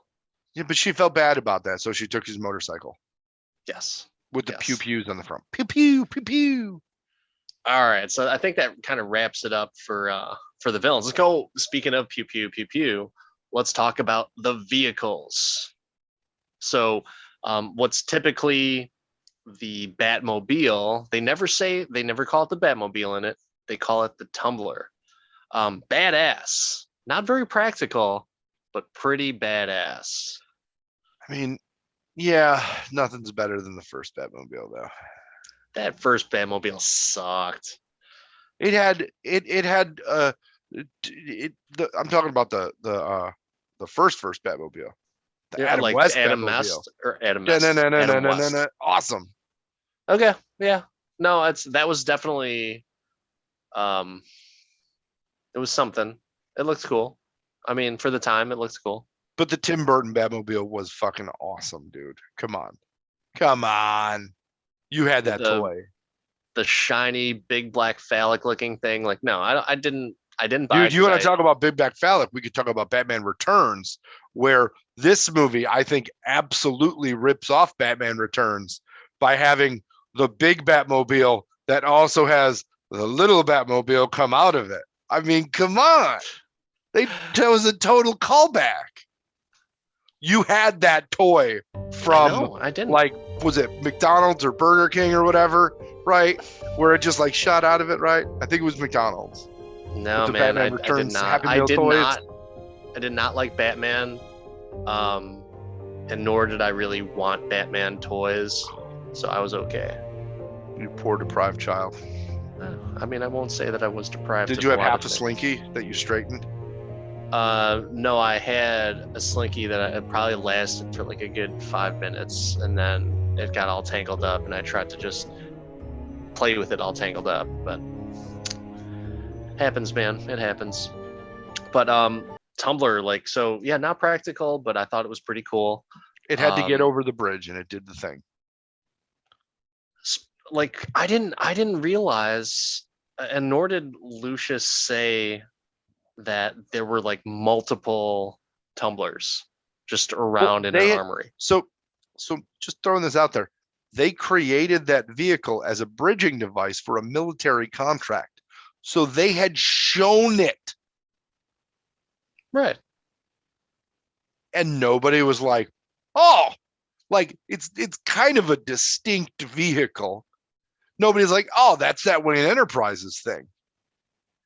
But Wayne Enterprises designed it. So, like I'm saying though, I didn't realize that there were so many of them because those were patrolling around the streets in Mhm. Dark Knight Rises. Batman's always got backups. You need spares. Sure. That's a lot of spares, man. That's a lot of spares, and that's a lot of uh, corporate espionage to make sure that that's being hidden from all employees and all Yeah, people no. involved. Wouldn't have Harvey Dent have liked to known about that? Yeah. Um, I Talk thought, about a cool selective DA. vehicle, a cool deviation from the Batmobile. Like I said, though, not very practical, but neither was any of the Batmobiles from the Burton and Schumacher movies. So I'm okay with that. But going into the Batman Returns ripoff, the Batpod, fucking sweet. That thing was sweet. So impractical And the and Tumbler's not? completely defied the laws of physics. The wheels were kind of ridiculous, but it was a very cool visual on screen. It was. But like I said pew pew because like it shot things that there was no obvious source of ammunition whatsoever, but unlimited usage. So it was Batman's laser. Very true. Very true. Um, I thought it was awesome that, it was rolling through Navy Pier. I'm from the Midwest originally, but yeah, it was cool to be able to kind of see like the cityscape of everything and just the the versatility of the vehicle was badass. Mm-hmm. You thought the tumbler was done, and then all of a sudden it goes into this ejecto cedo cuz that's a little Too Fast Too Furious reference for anyone, but it was cool. And unfortunately, Batman sucks at driving any vehicle because he wipes out on the tumbler when he's going after the Joker, um, which I still don't understand how he wiped out, but whatever. That's neither here nor there. It's because they wanted to pull out the Batpod. And let's be honest, though that first movie definitely had many people recklessly driving through Lower Wacker Drive. Yes. So many. The Bat. I think the first time that they didn't refer to the Bat Pod as the Bat Pod, right? That was just No, that's just like a parlance that we have used in this situation. so Lucius Fox calls it the Bat, which is cool because that's the first time that anyone really refers to any of his gear. Like they don't even call his batarangs, because he didn't really have one. But They didn't really call them anything. They yeah, called them those wonderful toys.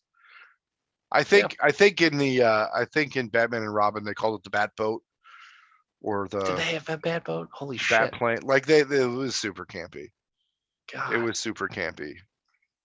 It was Um, campy enough to use the year without a Santa Claus. All right, it was super campy. the unveiling, like during the whole chase in The Dark Knight Rises, and then he goes down the alley. It's like, we got him. And then Matthew Modine's just like all pompous and full of himself, like, come out with your hands up. And it's like freaking boom, lights come on, bat flies over them. That was pretty badass. That was a cool Mhm. reveal. Very ridiculous though that it's just sitting on top of a roof and like no one thinks of anything of it. There's like, I'm gonna go over there because I'm pretty sure the bat plane or bat vehicle, whatever the civilians would call it, is on that skyscraper over there because I can see it. It's right there on the roof. I can see it. You see a lot of skyscraper things, Yeah, absolutely. From the roofs, yeah, absolutely. but he had a thing over it. He had it covered. Yeah, the tarp that's like perfectly shaped, just like the bat. Yeah, I mean, maybe he was using some of those Disney disappearing colors. he does have some of that pretty cool Wayne tech. So, Mm-hmm. um, overall, what were your thoughts on the vehicles? I thought that they were more realistic, you know. Like the bat, for example, was like much more realistic than the Batwing in the first movie, though I loved it and it was a cool toy. Um, I was disappointed that he wasn't able to pull the bat up in front of the moon and make the bat signal. But it was more realistic than you'd seen in the past. Because where's his airport to take off with some of those other things. But in general, it was a very utilitarian. Batman had very utilitarian tools because it was a grittier, very utilitarian world for Batman. So I didn't have any problems with him. Um, Okay. by far my favorite would have been the Bat, as opposed, I mean, pump up the Batmobile a little bit. It's iconic. It doesn't need to be a Humvee. And then the Bat Pod, definitely a far number 3 for me. I think I liked his sports cars better than the Bat Pod. The That Lamborghini. Lambo that he rocked through was tight. That was badass. Yeah. I'm awful with vehicles, but his little motorcycle ninja thing was badass too. Yeah. So, But Batman would drive a Lamborghini, not a Jeep Renegade. yeah, fair enough. Just throwing that out there for those of you that have listened to other podcasts. Yes. Just throwing that out there. That is what Batman drives when he needs to get somewhere as Bruce Wayne. A fucking Lambo. A matte black Lambo. Murdered out, man. Murdered out. Just so pimping. And just like sitting in it like, oh yeah, no, this is my Lambo. It's badass. That's not dealer stock, bro. They don't do that. Alfred did that paint job. So we talked about the action a little bit, but let's kind of quickly go over what did you think of like the overall, if like you were to rank the 3 movies in terms of action sequences, whether it's the chases, explosions, martial arts choreography, fight choreography, where would you rank the 3 movies? The third one has to be the best solely because of the scope, because they had so many people involved, right? So those larger scale fights are just harder to choreograph, right? And Bane going through the stock market and that whole like dance that the trailing Bane through everything, that's harder to do, right? And the same thing, you gotta go to the Dark Knight as again, scale matters. When he was doing the fight, when he was just using the sonar in the building, like that was so cool. That was cool. But the best fight scene was still in Batman Begins. It was the lake with katanas. Yes. Fucking badass. So I would say like, I almost thought like, I think it has to go to Batman Begins overall. But yeah, when you bring up the whole scope of Dark Knight Rises, but I mean, yeah, the whole sonar thing in The Dark Knight was awesome. I think the action was done exceptionally well. Nolan does action well. Yeah. He It's has a Nolan deep stories and action. And yeah, I think everything was pretty good on that. And this is a great example of a director that uses explosions in a positive way. That it is not Michael Bay, right? Like right. Batman wasn't running away with his chest out, right? I mean, he used action as impact, not just as show. And I think that is something to call out in these movies. It wasn't just for show. I mean, it helped push along the story and add emotion. Agreed. Yeah, I think I agree 100% on the action overall for the movies. What about the evolution of like Bruce Wayne and Batman as a character throughout the 3 movies? Like, what do you think about that? I always have trouble with the Bruce Wayne walking away thing. Like, would he walk away? And would he walk away for that long? And then magically he's that hurt. All of that kind of that's the stretch to me. Like, when did he get that hurt? That's the stretch. But it's a story element, so I'm willing to overlook it. One more thing on the action. I was disappointed that there wasn't any Biff or Pows involved in the action. Only disappointing part. But as far as the evolution of Batman, I think they told a story very well, and they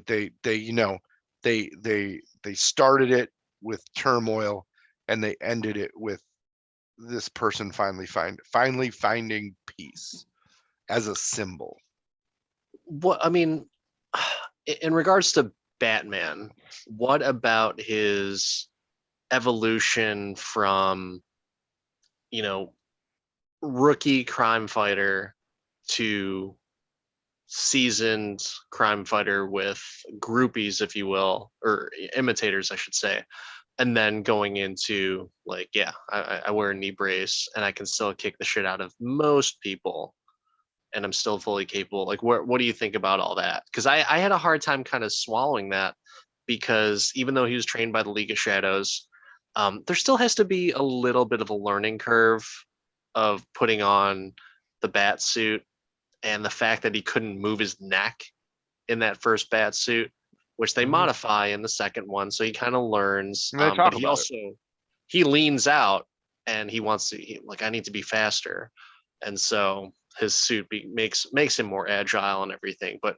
leaves him more susceptible, which is very clever. That's a callback that doesn't get appreciated as much, because correct me if I'm wrong, in the Dark Knight, that's where Lucius Fox will say, he makes the modification, like, you want to be able to move your neck, but this will leave you more susceptible to knives and gunfire. But nothing happens in the Dark Knight. It's not until the Dark Knight Rises that he gets stabbed with a freaking knife. So I thought that was something that really, paid off very well. Well, they don't necessarily show it. I mean, you never know. But I think that the evolution of the tech is nice, and I think that it makes sense that, Batman's not gonna just hold together. The tech is gonna have to become an aid at some point. But there's just a constant evolution of tech, which is cool. But yeah, I just like the character development. I think they also say early that his journey isn't to be the single-handed, fist of justice. It's to be bigger than that. It's to be a symbol. And they show the way he becomes a symbol. So I think it was cut a little short, though, because, it's not until the Dark Knight where Alfred is talking about, like, you could be the symbol, you could be the, the hero that the city needs, but not what it needs right now, or whatever, or deserves, but not what it needs right now. Well, because Harvey was the symbol initially. Right. But remember, Ra's al Ghul told him that he needed he needed something. He needed a symbol. He needed that. So right. First the bat signal was the symbol, and then it had to get bigger than that. And first he was the anti-hero, right? He was the villain. You stay on so long that you become the villain. Which in the Dark Knight he becomes, into the Dark Knight Rises he becomes a villain. But how much of a villain is he? Because he's just gone. He's not even, But he was vilified for the murder of Harvey Dent, and Harvey Dent was elevated because of the way he stood up to the Batman, and in all intents and purposes stopped the Batman, because the Batman wasn't around anymore. Right, but and because Alfred was saying, like, you can, his whole speech of, you can be more than a hero, it doesn't play out. He quits. Like, he basically quits. Batman never made an appearance between that and the Dark Knight Rises. Right. So how heroic is that? But he didn't need to, because Harvey was the symbol. Harvey was the White Knight. Right. I understand that. Batman is the Dark Knight. White Knight, Dark Knight. Batman was the villain to Harvey. The Joker wasn't the villain. I get it. I 100% get it. But you know what? Mm-hmm. That's still not a hero. Like, so his absence, yes, was the whole crime aspect of everything, but then his life just got worse. Even Alfred was just saying, like, you need to get out of that freaking house, man. Like, this isn't exactly what I was thinking when I said you can become, more than a hero. You can be the symbol, you can be the Dark Knight, well, whatever, right?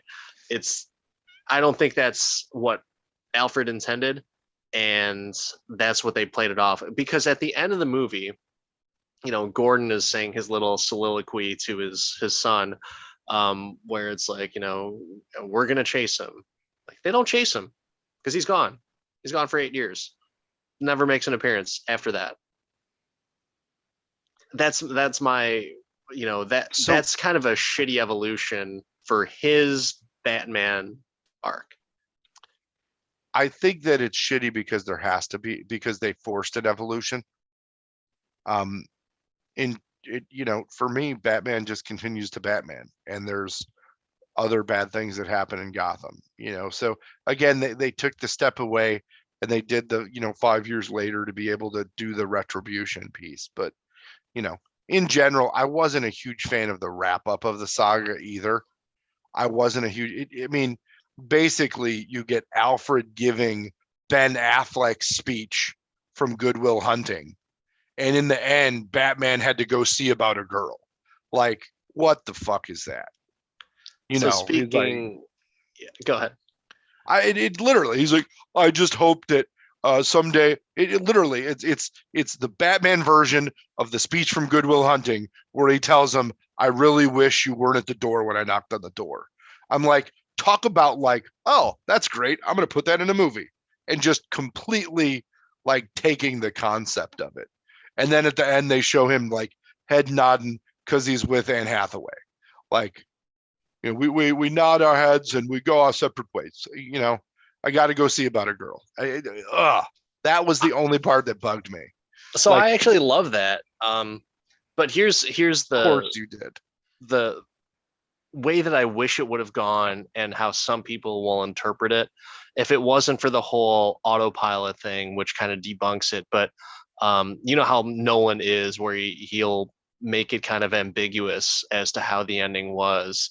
This was, I think, a lot more straightforward, but the train of thought could be is that Bruce Wayne never ejected. He blew up while trying to save the city, and it was Alfred just imagining that he saw Bruce. This isn't Inception. I would have loved that ending so much more. It would have been so badass. It would have been cool if they would have been like, they never mentioned anything about the autopilot, and he was dead, but there's like some type of ambiguity, like, did Alfred really see him, or was it just like someone's back to him that kind of looked like Bruce Wayne or something like that? I would have enjoyed that. I like that Lucius felt guilty that he didn't support him enough. Like, that was good that he was, oh, can you just see what was wrong with the autopilot? No, it was fine. Oh, cool. And then they resolved it. But again, they resolved it like Good Will Hunting. I wonder if there was any ramifications for that, though, because Mr. Fox, you're gonna have to come down to, the FBI wants to talk to you, because apparently you've been supplying a vigilante with millions of corporation dollars. Like, there was no connection from Bruce Wayne to Batman. If the feds didn't come in to stop the terrorist threats, right, they're not coming in to investigate the CEO. They would do that, though. They would totally do that. They wouldn't come in for like the harsh military stuff. Yeah, they're going to take down Al Capone on tax evasion, right? I get it. Take down Lucius Fox on aiding and abetting. Exactly. But no, so I like I said, I kind of like that theory of, I would have loved it if Batman died, because that would have been like, yeah, that was his sacrifice. And they were kind of leading up to that. It's like, Selena Kyle says to him, like, well, you don't owe these people anything. You've given them everything. And then Batman's like, no, not yet. That would have been the perfect sacrifice. Like, no, I haven't given them everything yet. I got to show my autopilot trick. And, it kind of sucks. That it kind of takes away from the whole dramatic effects, if you will. No, that's it for my feelings on the Nolan Batman saga. I think the ending was justified. I wish it would have been the darker ending because it would have been it would have made the sacrifice a true sacrifice, not just a sacrifice so he can live it up in Italy or France or wherever he was with a cat burglar. Hey, rags to riches. I like the tiebacks. I like it. I mean, they put a bow on it. It was good. It was an ending, which is more than you could say for a lot of movies and a lot of stories. So I didn't have a problem there. But let's talk ranking. That's what we do here, apparently. Yeah. If you had to rank these three movies, top to bottom, what's your number three? Number three, I thoroughly enjoyed all of these movies. I talk shit about it because that's just my hypocritical nature.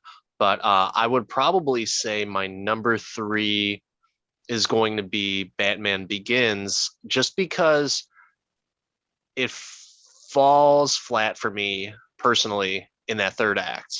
Like that whole climax of him fighting Qui-Gon Jinn, Ra's al Ghul, whatever three-syllable villain he wants to be called. It falls flat because it's not very impressive. It's on a train and it flies into a building and that's it. Like the whole city's in chaos and all of a sudden, no more. It's not in chaos. It's fine because I derailed the train. So that would be the only reason that that's at my number three. I thought my number two, which is The Dark Knight Rises, has a much better third act, and I enjoyed every piece of the movie. Sure, there's some issues here or there. If just for the record, if I ever break my back, I'm just going to do push-ups, and I'm going to You get got to better. get a chiropractic adjustment. Yeah, and then do push-ups. They have to slap me on the back really hard, like you're joking, really, really hard. Yeah, and then I'm going to do push-ups.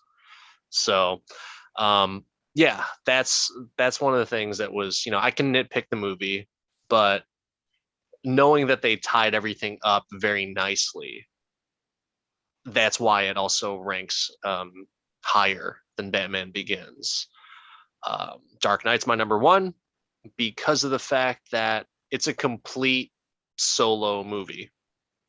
I think you could just watch that movie. It could be a one-off, and you don't necessarily have to see the other ones, right? Because you don't need to have the origin of it. It's just right off the bat, like, oh, this is a Batman movie.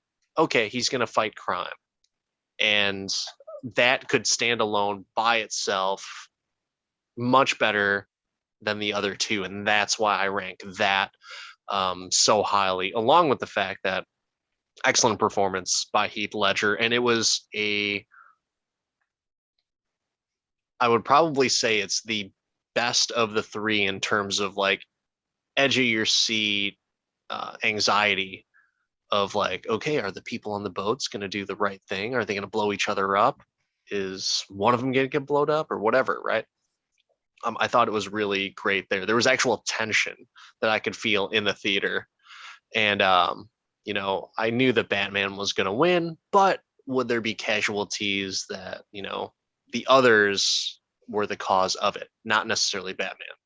So, yeah, best complete, best villain, or I'm sorry, most complete, best villain, and best overall. The Dark Knight is my number one. I would rank them in the complete opposite order. Dark Knight at number three. Most divergence from a villain's actual nature. He was like the Riddler. He was more the Riddler than the Joker. I can see that. There was some tension in it. I understand. The scenes were good, but the scenes were good in all the movies. Dark Knight Rises is the middle ground for me. I loved the way that they developed and took the approach from Batman had given up and he needed to be reinvigorated. That worked for me. I liked it better than I'm just still Batman and there's this clown guy. I liked it. I liked it. I like the way that they did. Bane made Tom Hardy disappear, which is hard to do. Definitely enjoyed that part of it. And again, just seeing Batman suffer as opposed to always being the winner. And then the origin story always gets me. The fact that they brought it back to training with evil to defeat evil and then rising above that evil. They did it all. And again, they made a classical opera reference that really just, was perfect. Okay. Yeah. I mean, I think this might be the most polarizing of our opinions on all of the episodes, but you know Most what? polarizing since favorite Spider-Man. That's true. But no, I think I'm actually kind of happy that we did this. We actually talked about something good from DC. So I'm perfectly fine with this. On our next episode, we're gonna bring back a little bit of Marvel stuff. Maybe not necessarily MCU. I think we might either dabble in a little bit of X-Men or perhaps even some of the older Marvel movies. But Mark, anything else that you want to add? No, I think that we've begun, we've knighted, and we've risen, so we can depart. Well, turn on the thanks. autopilot. Yeah, because it's fixed, and we got one last trick for you, and it's the autopilot. But hey, everyone, thanks for tuning in. Mark, thank you, sir, for the insights. And this is Dan. That's Mark, and we will see you next time. Like and subscribe.